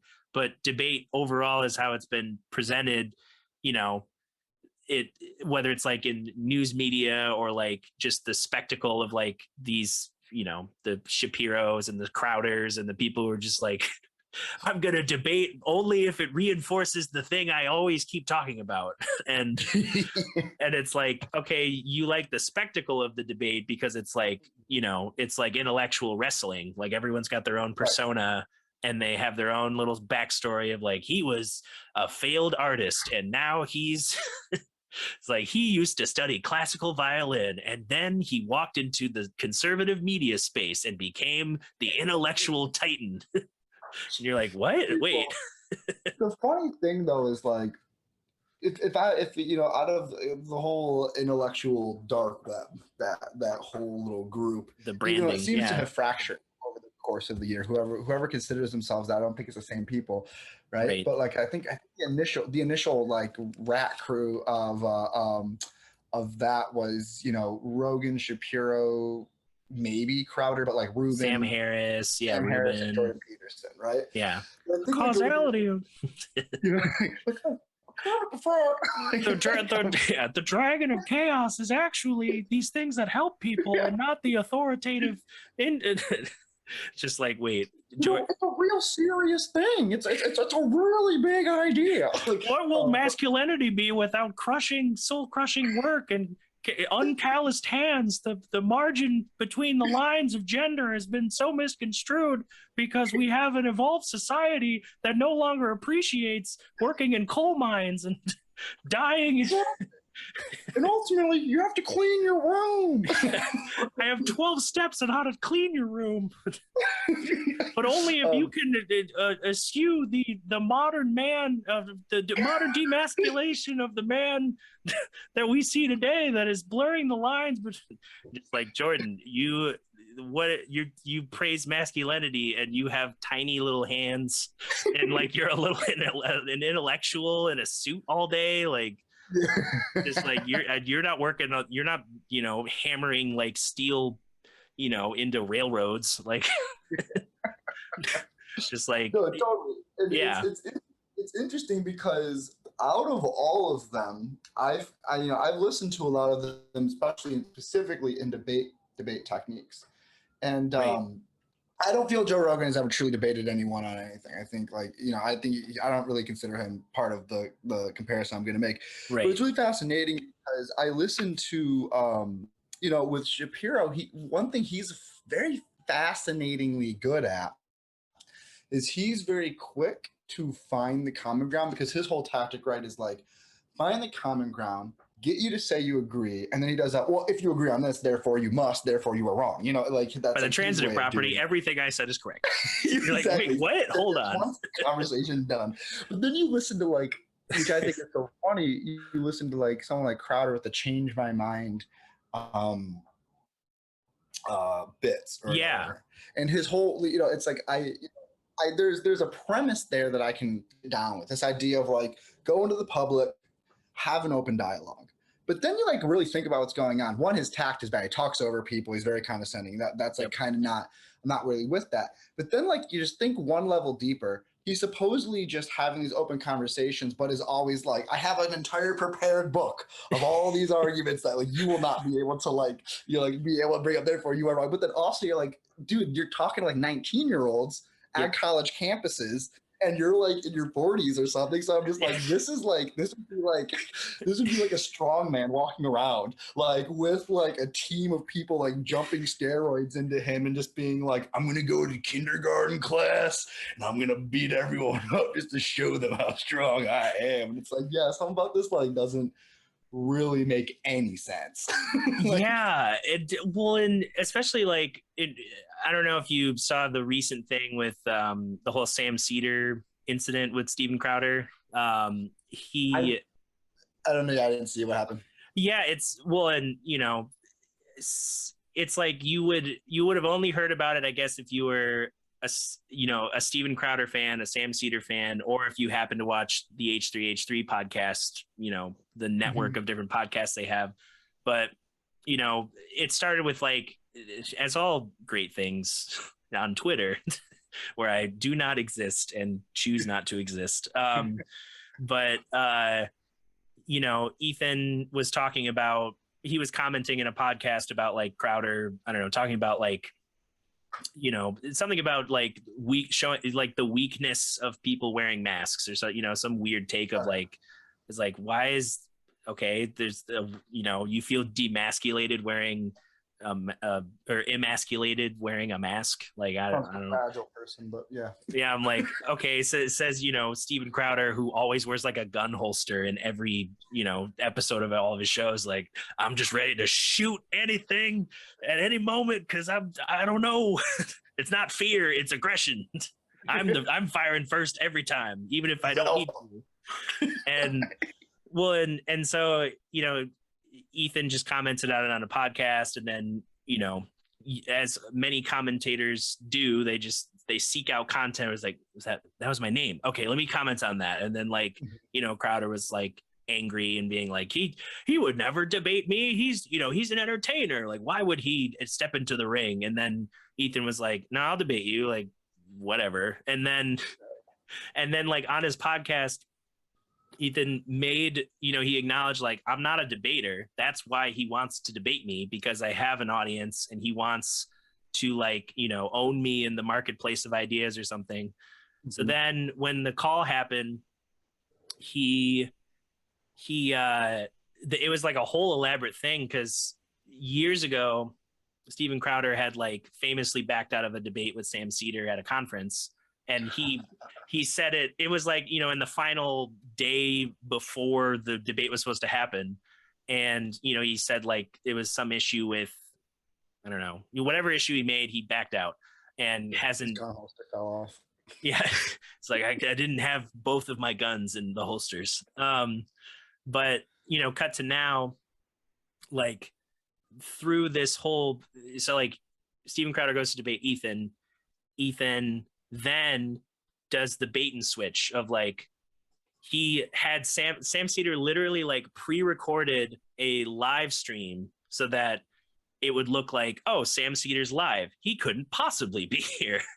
And then it cuts, Ethan's like, I know you don't think I'm, a debater, and I'm not really that informed on these topics, and you're going to come at me with, the full weight of your opinions. And like, I think that's why you wanted to debate me. So I prepared. I didn't make it easy for you. And then it cuts to Sam Seder, and Steven Crowder's just like, "Oh no, it's Sam Seder! What? This is horrible." And then, like, the camera, like, trains away from him to, like, his other, his lackeys, his other people who are like, "Yeah, Steven, you tell him," like, those kind of dudes. And the whole, for like 20 minutes, there's no discussion. It's just Steven being upset at, like, this supposed, like, grave injustice of, like, he lied. I thought he was a stand-up guy. And, like, didn't engage in any of the talking points, didn't, have any conversation, and then just, like, ended the call early. And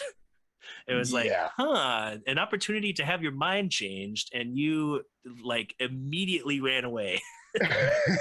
Like, it's not like Sam Seder, like, he's informed, but it's not like, it's not like you're debating, like, Noam Chomsky or something, a dude who was like, he's like, I've forged my opinions in iron.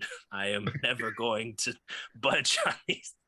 I exist. Are the definition of manufactured consent. You cannot disagree with me. Yeah, I am 5,000 years old. I was here when time began. And that's when I forged my opinions in the fires of the birth of creation. But it's like, those moments of, like, okay, there was the spectacle of it that has been memed, and all the different things. And it would be interesting to, like, see the people who are like, oh, they see the crack in the, their idol, like the manly man who, does, like, change my mind. But no one can change my mind, because not only will I not let anyone qualified change my mind, I also don't present an opportunity, to have my mind even slightly affected. I just get to talk over any attempt at a half-formed opinion on a college campus, and that's my owning the libs or something. And it's all theater. Yeah, it's all theater, and it's all, like, it's interesting too to see the parallels of, like, like, Steven Crowder grew up doing theater and then wanted to be in comedy, and then that didn't work out because all of his jokes were just like, other races, like, just race baiting, like, comedy. And then, like, Ben Shapiro, classical violinist, he took that same energy of, like, I'm superior because Bach and Vivaldi, like, just, Beethoven, like, just with that air of arrogance, and just took that into a space of, like, like, it's the marketplace of ideas, even though the only reason I want you to come to the marketplace is so that you can buy my ideas, because I will frantically sell them to you and I will not buy any of your ideas. And facts don't care about your feelings. the things I don't like, the reason why I'm so thrown off specifically by these ideologues that are like pretending to be like against mainstream media news but yet they form it in the same way. They're like, I'm a guy behind a desk, but I got like a brick wall or like Yep. a thing that makes it different or something. But then like a thing that like they all do, which I can't stand, is they'll be like Ben Shapiro will be like, and the stock market, it's gonna crash, blah blah blah, gonna crash, and all that stuff. Which reminds me, cash for gold. And I'm just Yeah, yes. you're just telling me this whole opinion was actually just prep for the reveal of an advertisement, and you're just gonna like seamlessly tell me an advertisement. I'm like, all right, Mister, like getting on like big corporations for their like agenda driven news. I'm like, dude, your agenda is just like that. You just want to make money. That's which is fine. Go for it. But like, Yeah. don't whole posturing identity of like, I'm like David and they're Goliath. It's like, no, Yeah. you're just like a baby Goliath who isn't like as big as them. Like, Yeah, that's literally Dave Rubin's like talking. One of his talking points, just like, I'm David and I'm fighting Goliath. I'm like, what are you talking about? Like, you've literally there's like David stood for something. Like, you've never stood for anything. You were at the Young Turks, like the opposite of what you do now. It's like, hey man, I follow the wind, the tide. He's like, the money, I don't know, whatever he wants.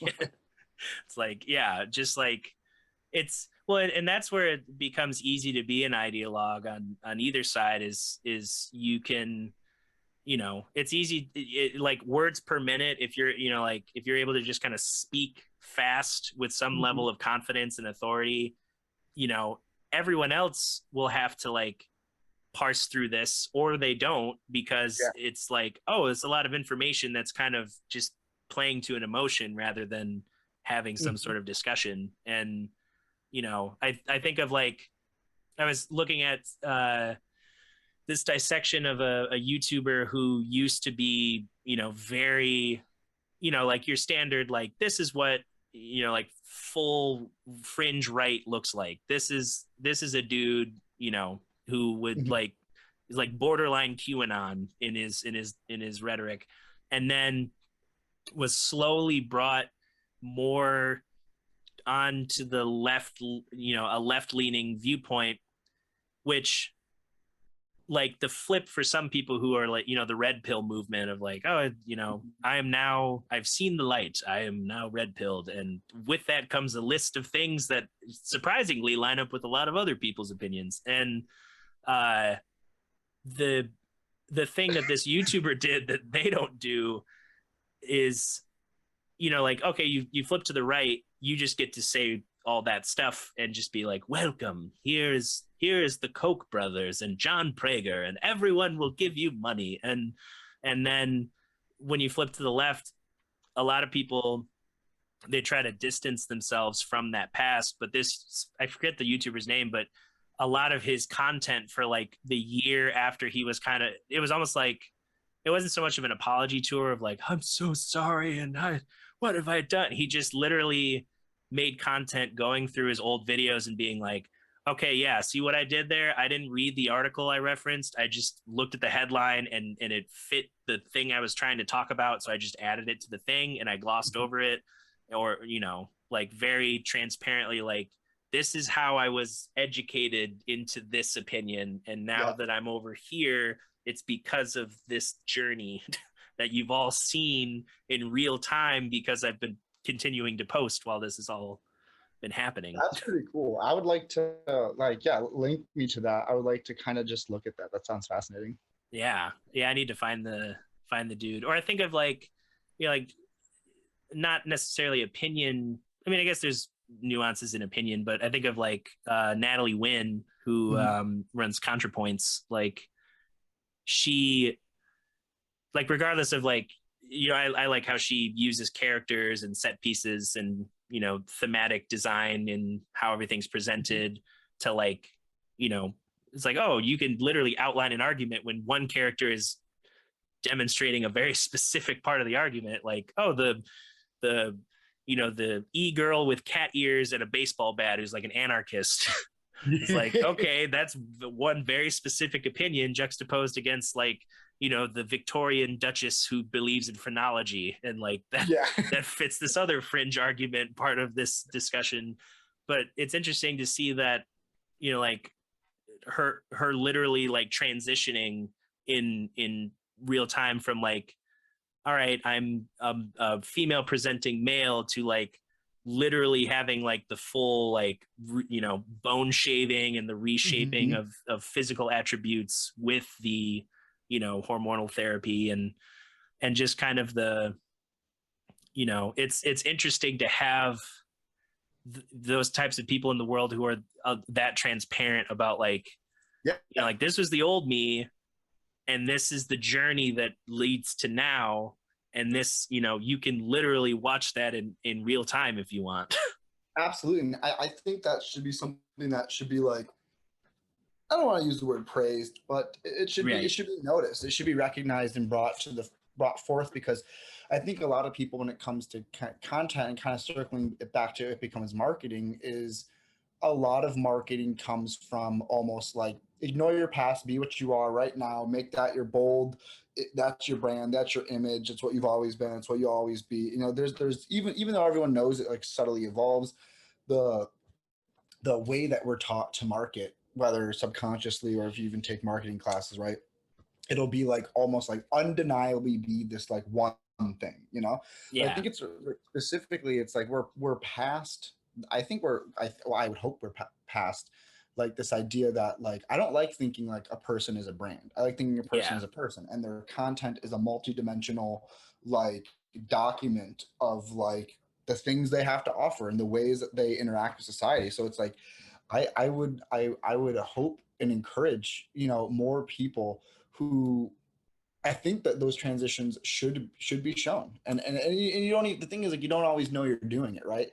So it's Right. like once you've like started to recognize it, to like try to bring it out more, try to be more transparent about your past, like acknowledge things. And sure, I'm sure everyone's going to get flack at some point, and to be honest, cancel culture kind of makes people afraid of revisiting aspects of their past if they Yep. had some like fumbles. So maybe there needs to also be some like appreciation for people looking at their past and recognizing where they are and in the where their failures were and the things that they've moved through in order to like be where they're at, because that's going to show a path to more people, right? So that's Yeah. fascinating. I like that idea. I haven't caught a lot of content like that, so you kind of like describing it to me, I find that to be really cool.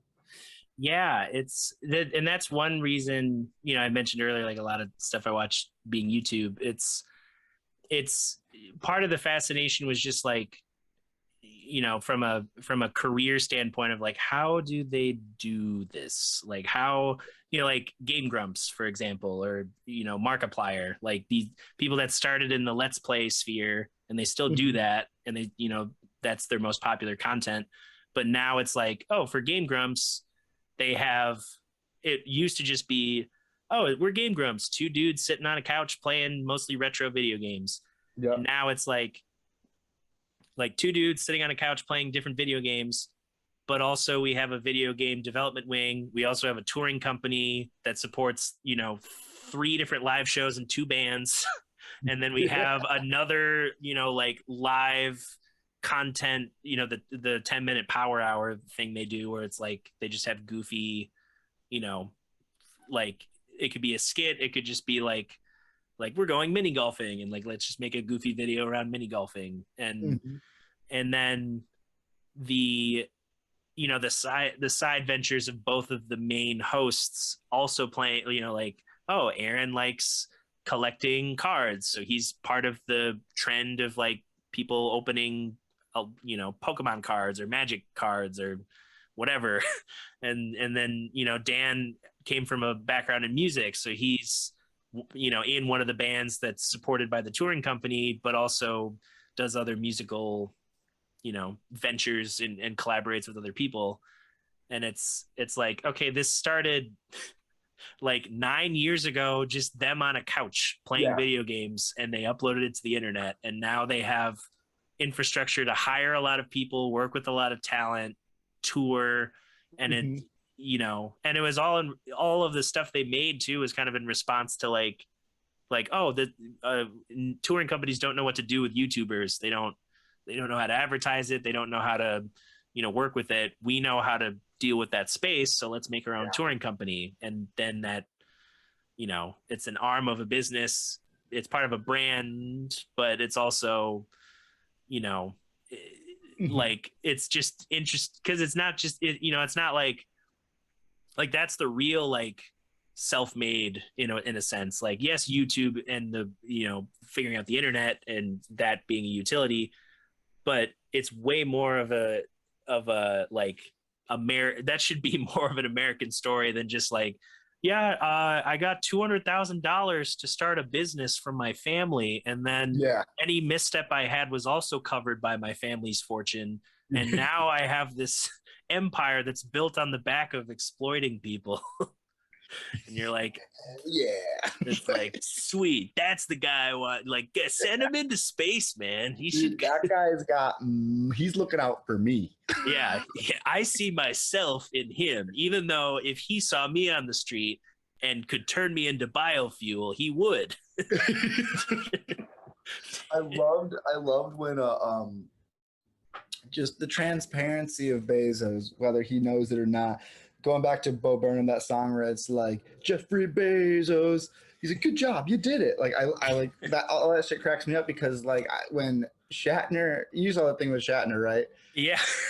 He comes down, he's like, you know, I don't even know if he actually was having a real moment, or if he, who knows, like Shatner could have been like in a level of acting because he knew the awareness of that he was Captain Kirk, or he could have been having a true emotional thing. But regardless what the truth of that was, just to see Bezos just not really pick up that was happening and how important of a shot that could have been. And I'm talking strictly dollars, strictly image here, no true human emotion passed on. If Bezos just would have taken enough time to look at him and like give him that time of day, and but instead he's like, just takes the shit and pops it around. He's showering everyone. Is just like, very transparent, I guess. So I guess okay, you go. Good job, dude. You did it. You did. Yeah, you totally. Yeah, that was so, especially because I, you know, other comedians that were kind of riffing on that moment, you know, someone brought up the fact that like Shatner's like a recovering alcoholic. So to be like, hey man, wanted to celebrate? And he's just like, no. Why? That cosmic moment of my life. The first thing I do when I get back on Earth is this motherfucker ignoring me and giving me alcohol. Yeah, and like, you know, I'll watch episodes of because I followed this dude from cracked.com, some more news with Cody Johnston. He's like a more like bitingly sarcastic Jon Stewart. Like like I'm glad, you know, I don't think I'll ever get Apple TV Plus, but you know, seeing Jon Stewart have his own platform again is like, it's interesting seeing him kind of be very direct. Because I was afraid, yes, quick side tangent. I was afraid when he came back, I'm like, okay, is this going to be like a Colbert moment where it's like, okay, now it's like he's older and he's having to play to a sponsor and an audience and like kind of be an everyman instead of like, you know, riffing politically and in a more genuine way than just like, oh, there's these jokesters and these hucksters in the. It's like, why don't you say it like more with your full chest and not just be like, hey, those politicians. Anyway, tonight's Ted Cruz is coming on the show. I'm so sorry. But like, yeah, with Cody Johnston, you know, he'll have different pieces, him and his writing team, and they kind of expand on certain topics in their podcasting too. But it's, you know, it's just really funny videos and things around, you know, all sorts of topics. And he was talking about how, you know, like, you know, he's done a couple videos on Bezos. One of them was like, Bezos isn't your friend or something, like just very like, why is everyone in love with this man?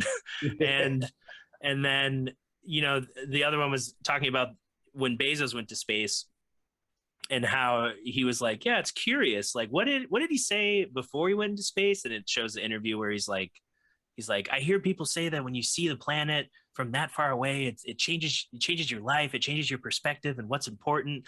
And I've always been thinking about like, how can we get certain parts of our industry into space, and that's something I want to explore. Like everything from like advertisement to like to industry and technology, and then like literally the post interview was like verbatim the same takes. It's just like, what'd you learn when you went to space? Well, we need to get advertising out there. We need to get industry. And we need to get workers up there from Amazon to go work at the space station. And you're like, okay, so literally you went into space and saw the totality of the planet in like this tiny little blue dot. And you're just like, yeah, I still like that idea of like ads. Because now I'm thinking, rather than like laying down and looking at a night sky where you see the Little Dipper and Orion's Belt and maybe like, all these mythical, beautiful narratives and stories from our history, what if you just saw like the best vacuum that you could buy? What if I could, instead of seeing the stars aligned in constellations, I could just spell out Amazon Prime in stars?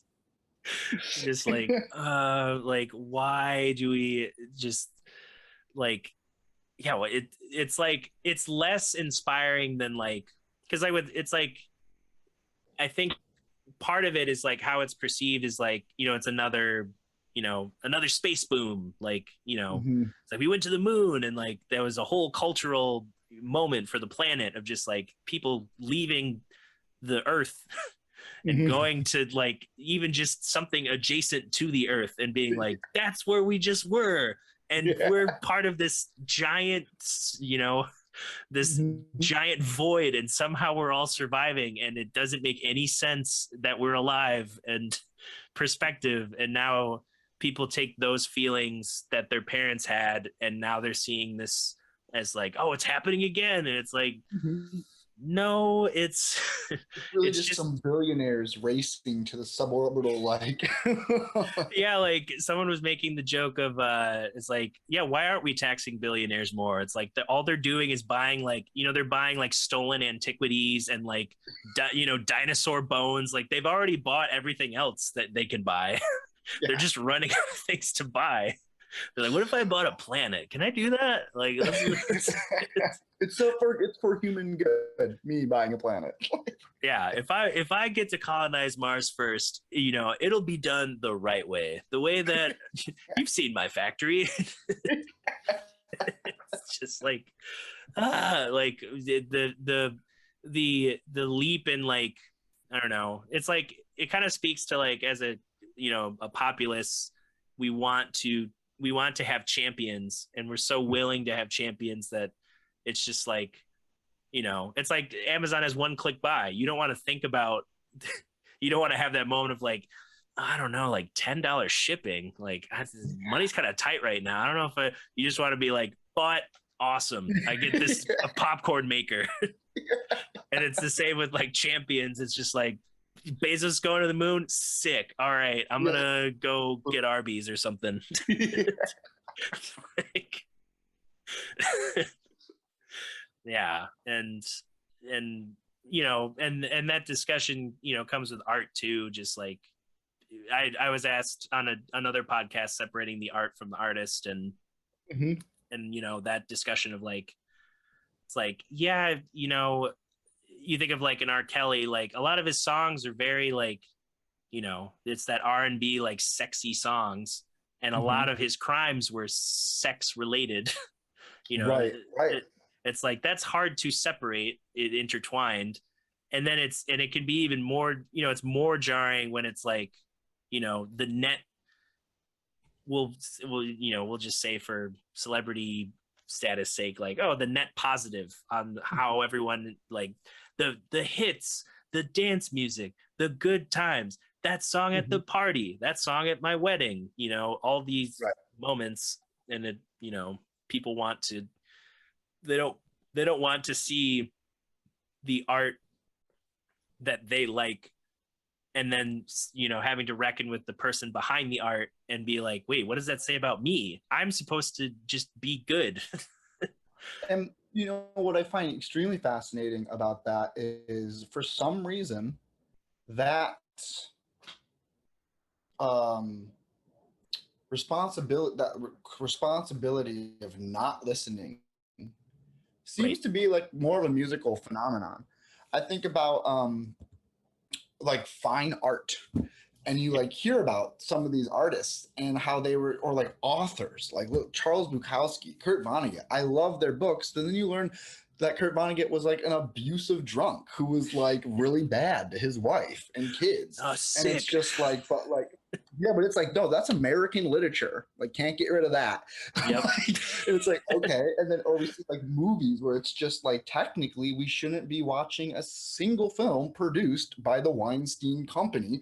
But then that's just such a huge chunk of film that people are kind of like, yeah, we'll let that one slide. You know what? We'll let that slide, and just we won't, you know what I mean? It's just not a problem. But when it comes to like a musical artist, it's just like, no, that's singular enough. We can attack that. And Yeah.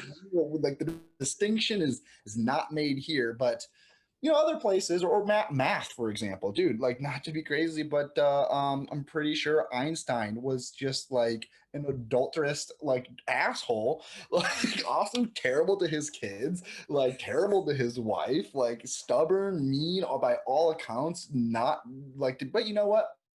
He knew how to like think about things, I guess. So that's cool. Or you know, so it's really interesting where and why we draw those lines. And I don't know why exactly, but it's interesting. But then also going back to it, it's just like a lot of these assholes, specifically like I'm thinking Vonnegut, Bukowski, um, and Einstein. I am not referencing Harvey Weinstein whatsoever in what I'm about to say, but their work was so insular, and the product that their mind created were entire systems, right? So in a Right. weird way, it is kind of, well, that does actually make sense with a stubborn kind of person who needs their space, shutting the world out, seeing things myopically through their own view. They're able to create a holistic system, even if it's somewhat wrong. In Einstein's case, it had levels of truth to it that are applicable in other places. Mhm. So, you know, that's interesting. Whereas, you know, the R. Kelly thing, it's like, well, maybe it's okay to make that distinction, because what does sexy time music really mean when you realize that that man's sexy time was like kind of like, you know, debaucherous and like Yeah. not really, you know, Yeah, is that just like yeah. and well, and I was talking earlier, actually with a podcast episode, my other podcast, Life is a Piano, Mhm. that's coming out, well, I guess today, because I need to upload it still. But the we, you know, I was talking with another pianist who had gone through like jazz education and studies jazz music, and you know, there's obviously there's the more nuanced debate today of like what is jazz. Like jazz was a marketing term, and it's, you know, some people are like it's Black American music because it's got elements of, you know, all the American music cultures that Black people have brought to the, you know, the table. And then there's like, you know, the jazz is often, you think of like musicians discovering jazz, there's like this like, it's like your third eye is opened. Like Mhm. now you have an expanded harmony palette and improvisational vocabulary, you know, this more inventive exploration of like, you know, blurring the lines between genre. But then a lot of the people who are like studied and like championed and would, you know, if there were statues in these institutions, like, you know, Miles Davis, like changed the genre like 4 different times. And like, you can't ignore that, but you also can't ignore like him kind of having a temper and, you know, being Mhm. abusive and it's like, or even just like, you know, the people who dealt with substance abuse, you know, Yeah. it's like, okay, every saxophone player and their dad, you know, loved Charlie Parker, and you hear it in like everyone's licks who are just like, I studied Charlie Parker's bebop and that's it. And it's like, Yeah.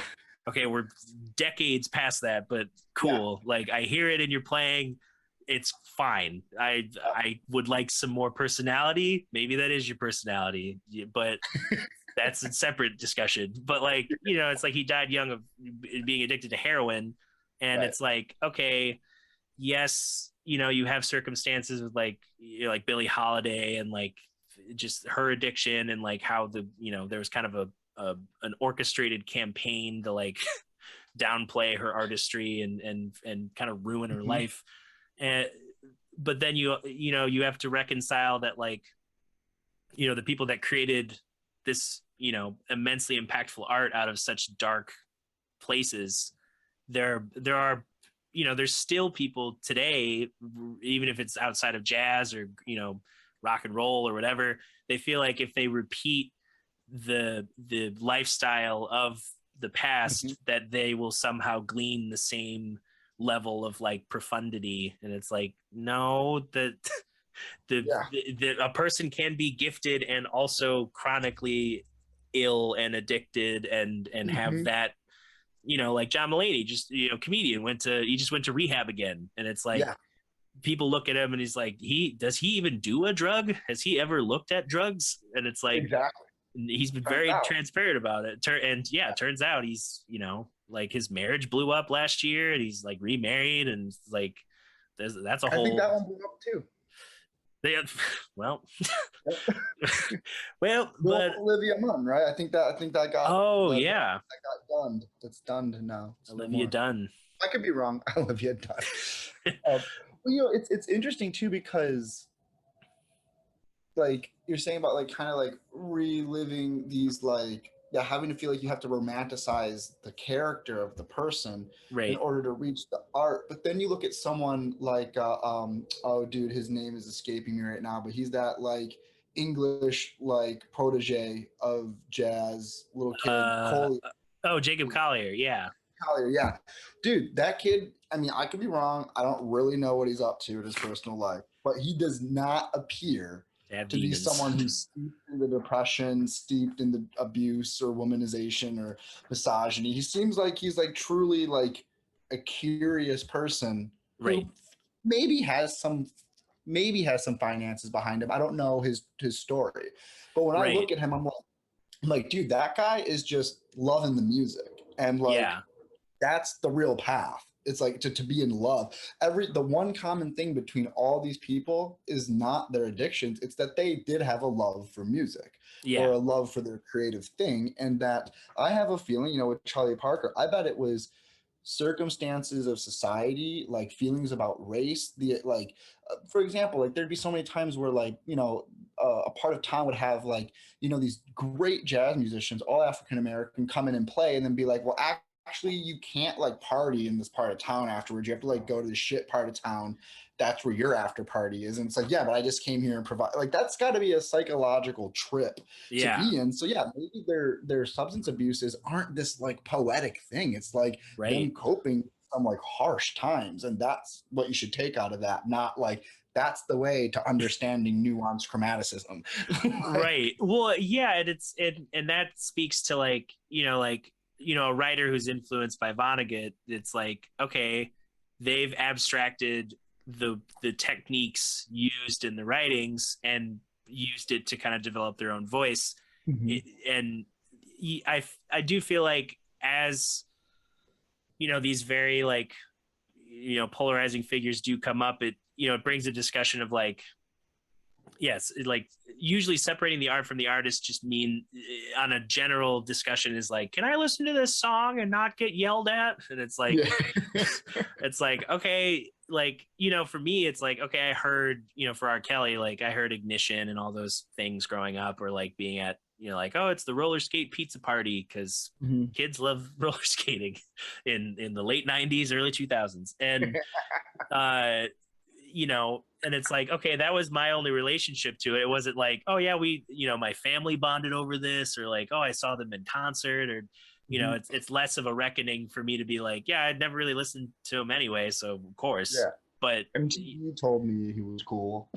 yeah, like, yeah, it's like, if, you know, if like Jacob Collier like walked into the street and like, you know, like saluted, like an apartheid flag and shot somebody, I'd be like, okay, uh like, how did we get here? Yeah. Just like that's a little bit different than what he's been advertising. And then, there's always that discussion too with younger prodigies, like, it's like how much of their life is like, are they really, like, they're happy on social media, but are they like, do they have a Right. support system, or or are they being exploited Mhm. for their talents? That, like Aaron Carter is an example of, Yep. he's still dealing with the fallout of an abusive childhood, and like his parents stealing and misusing his earnings, and Yeah. kind of now he's just touring. It's like he's touring on the ghost of what his career could have been.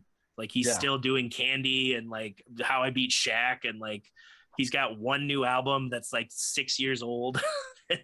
And you're like, I that's crazy to think that, I'm not going to reveal like what venue I was at, but there was a period of time I was working at a pretty big venue in New York, and I the was helping Staples book. Center. I don't know. That's not Yes, New York.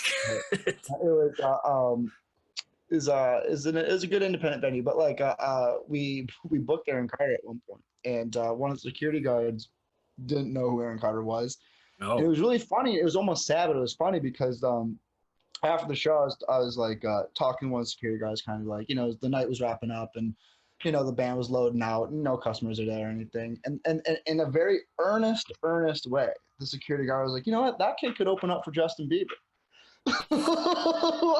like that kid would have been Justin Bieber. Exactly. I was like, man, that's just an intense like comment, and to be honest, like no one heard it other than me because we were just talking, and Yeah. it wasn't even meant in malice. But I'm just like, yeah, dude, that's what happens when you like screw with an artist, especially as a young artist, right? Is like they never get past this certain point. Like I mean, Britney Spears, I think, is a more topical example in Yeah. today's news. Like still, oddly enough, but Mhm. like going through all of this, where like I guess now her father's like reigniting a case against how he does deserve the conservatorship. yeah, the conservatorship. Like what a weird dude. Can't even wrap my head around that, other than that it must suck to lose money or something. But Yeah, and like, well, and it's like, okay, you really haven't had to work ever. Like, yeah, you like, okay, you drove her to the Mickey Mouse Club, and then after that, like, you've just been like, sweet checks, I'll cash in these royalty checks, and spend the licensing deal money, and spend the brand deal, the endorsement deal, the yeah, cosmetic line, fashion line, like, that was his job, was just to not have a job and just like exist off of his daughter's talent. And now he's like, wait a minute, I still need more money though. And you're like, yeah. oh, what did you do with it? The Like, parasite is hungry. yeah, it's like your daughter is like an icon celebrity. You didn't think at some point there'd be a day of reckoning? Like, you didn't squirrel any money away or like invest it in another venture? You were just like, no, just like boats and like buying expensive houses, and Material goods are good enough. it's just, well, yeah, it's like, and that too, with like the discussion of like art and the artist. It's hard. It's a discussion that's hard to have when and this has always been the case, I guess, with music, just like and art, I guess, in general, in a broad sense. Different people value it differently, and it's hard to like come at it from the same perspective when it's like, it's like, oh, your engagement with music is, it's a fun time a couple times a year to go to a big show, see a full scale production, spend $10 on a Heineken tall boy, and like, Mhm. just have fun with your friends, selfies for the gram. Like, that's your, you got 2 or 3 of those in a year. And then other people are like, I never can leave live music. I will Yeah, follow this band into the grave, and right. I will buy everything, and I will absorb everything. And and then other people have like, especially with the internet now, or it's this new thing that's been around for a while, the internet. Although I guess in the scope of humanity, the speed at which it's created this effect of like, all right, we're not all sharing, the same 10 songs on the radio anymore. Mm-hmm. It's like we have a million different radios and of different curations within the radios, and like, direct marketing within the small subsets of the radios. And it's hard to be like, it's like, oh yeah, this popular band. And you're like, which band? This random name. And you're like, I don't know Vanilla Fish, or like, who is that? You're like, oh, Vanilla Fish, they're a South Korean, classic rock band. They do American style classic rock, but in Korean, but it's like kind of K-pop. You're like, what? And you're like, no, they're super famous. You're like, where? I've never heard of this band. And then you look them up and it's like, oh, they are. They have like a huge presence apparently. But it's like there's no like the British invasion, the Beatles. Well, it's funny, you get these, and this is and kind of staying on the topic of like the artist from the artist, where you get this type of separation that, and this is why it's funny, is because you get things like Greta Van Fleet, right? Greta Van Fleet. Yeah, so I think that's to me, it is one of the biggest separations from the artist and the artist, because I feel like they, and I mean this in no offense, I think it's a brilliant marketing thing that they did. But when I listen to the music and I look at them, I'm like, you guys are like cartoon versions of Led Zeppelin.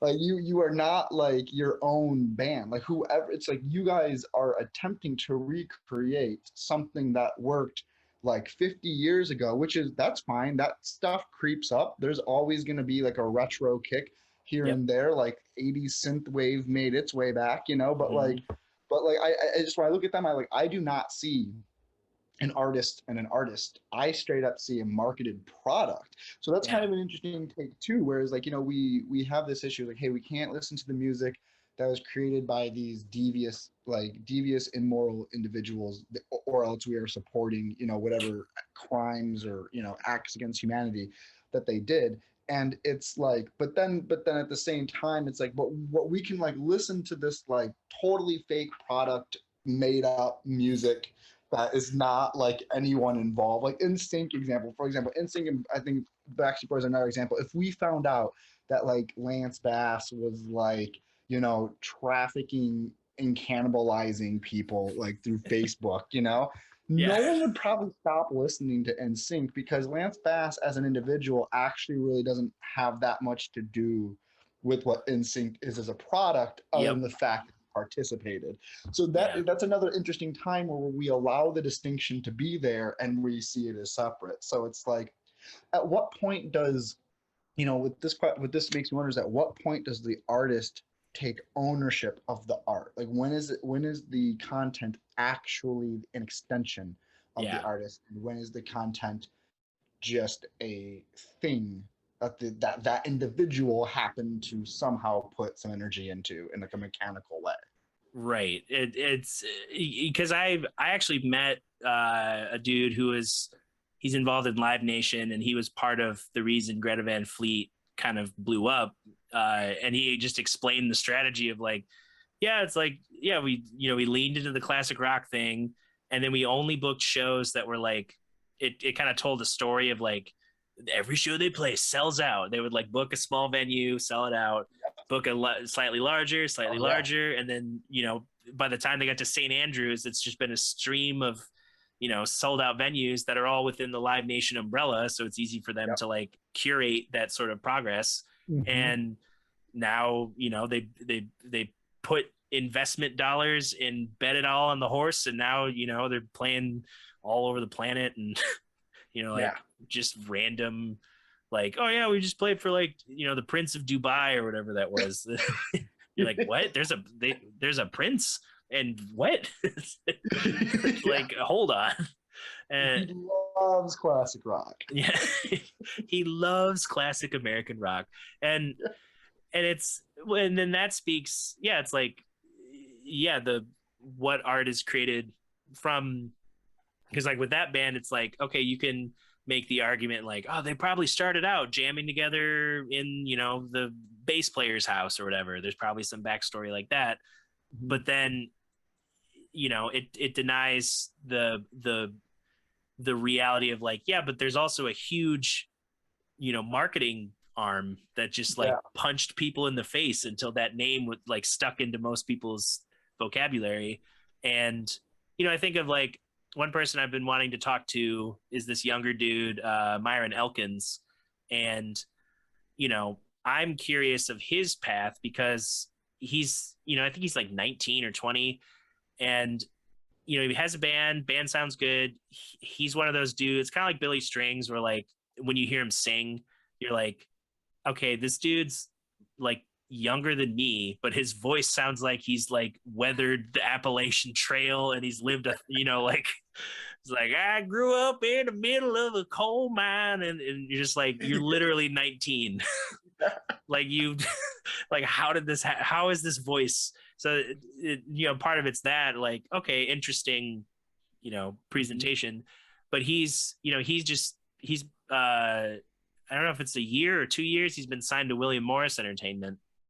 And I'm like, okay, that, like Warren Treaty signed to that. Wanda Sykes is signed to that. Like all these random entertainers, it's, the oldest, agency, one of the older agencies.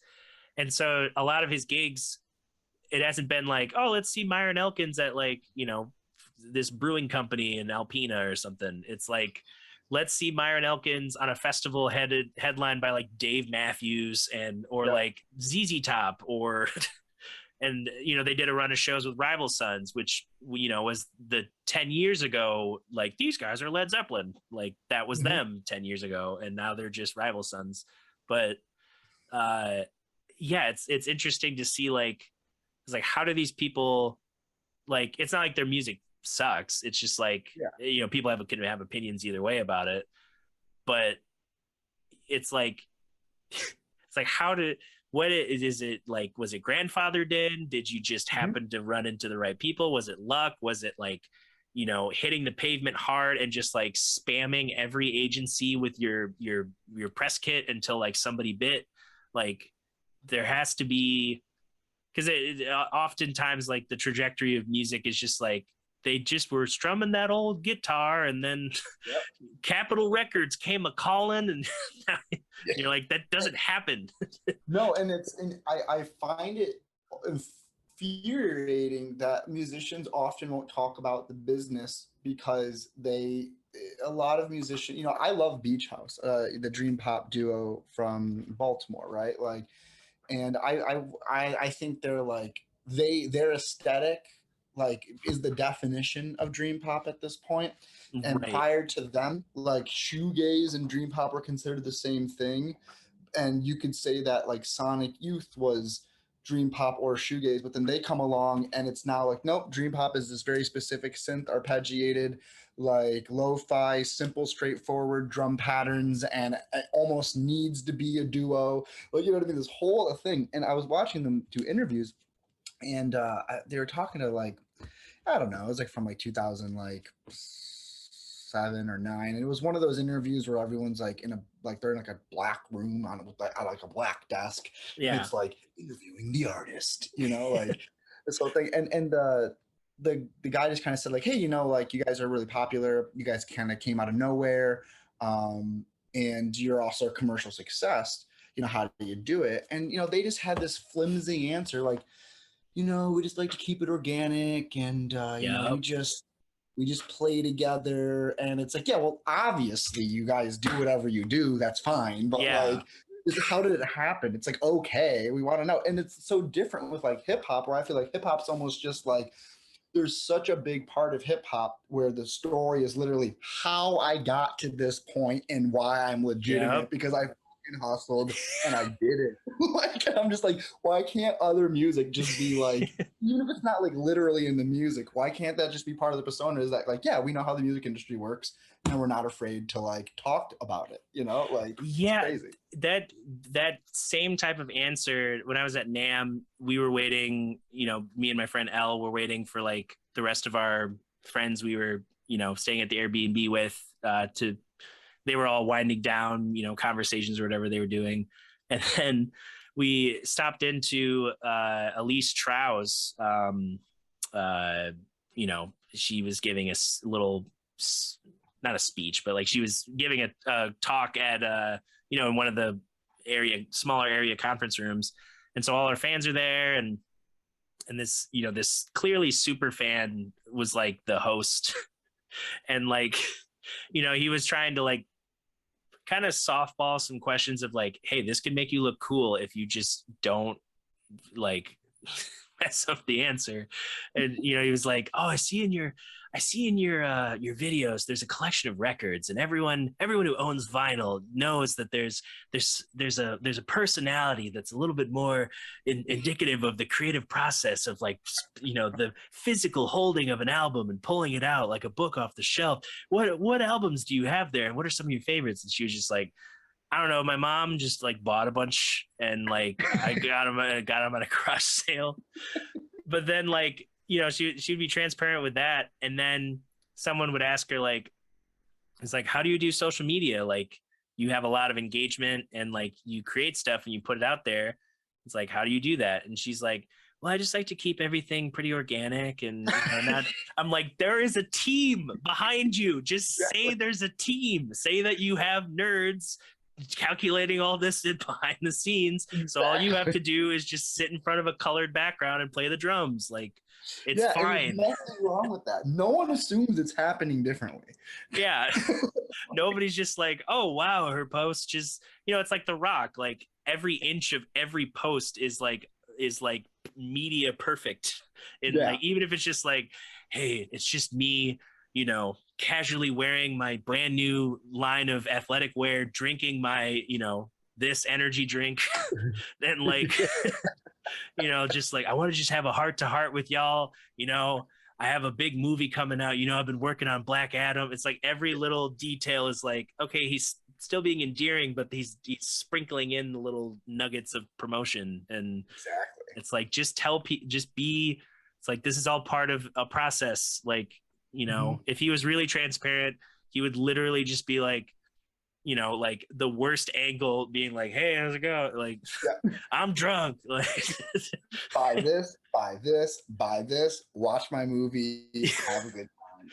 Peace. Yeah. But,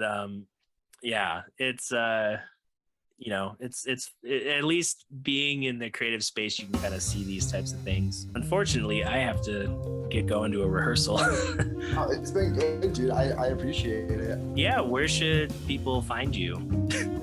They can find me on Instagram.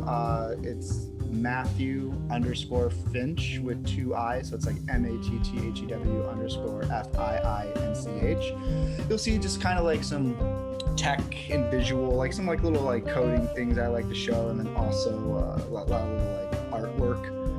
Also, there's a new project in the work. It's very slowly coming to realization, but it is a group called Columns. It's a beach house inspired synth pop duo.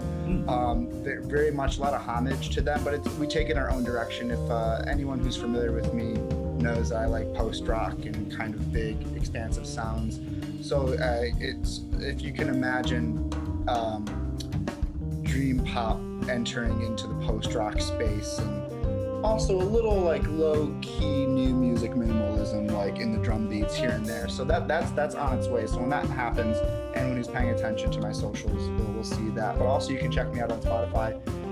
You can either look up Matthew Finch and catch some of my compositions I've done, or you can look at m.o.t.h, which is just an acronym, capital letters m.o.t.h,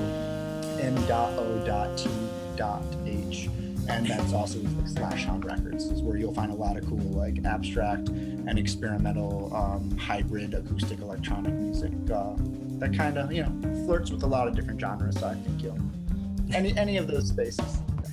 Cool. Yeah, those will all be linked, let's see, below for YouTube, and it doesn't matter where it's linked in audio because I can't point it.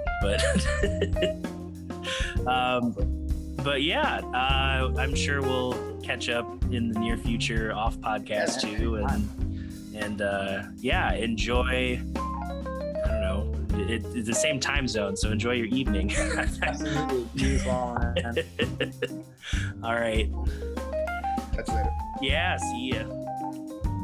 All right, I won't keep you too long since you just listened to a long podcast, but it's always nice catching up with Matthew Finch. We both went to Grand Valley State, as I had mentioned at the top of the episode, and he definitely got me involved in a lot of cool projects and a lot of thinking about art and technology in different ways. And as you heard in our discussions, we like to have kind of open dialogues about all sorts of topics, and these are the types of things you hear backstage. So again, if you like this podcast conversation, you can support by going to DutcherSnedeker.com to check out all the social stuff. You can go to patreon.com/DutcherSnedeker to support directly through becoming a patron. And, we'll see you in the next episode of Mitten Backstage. Take care.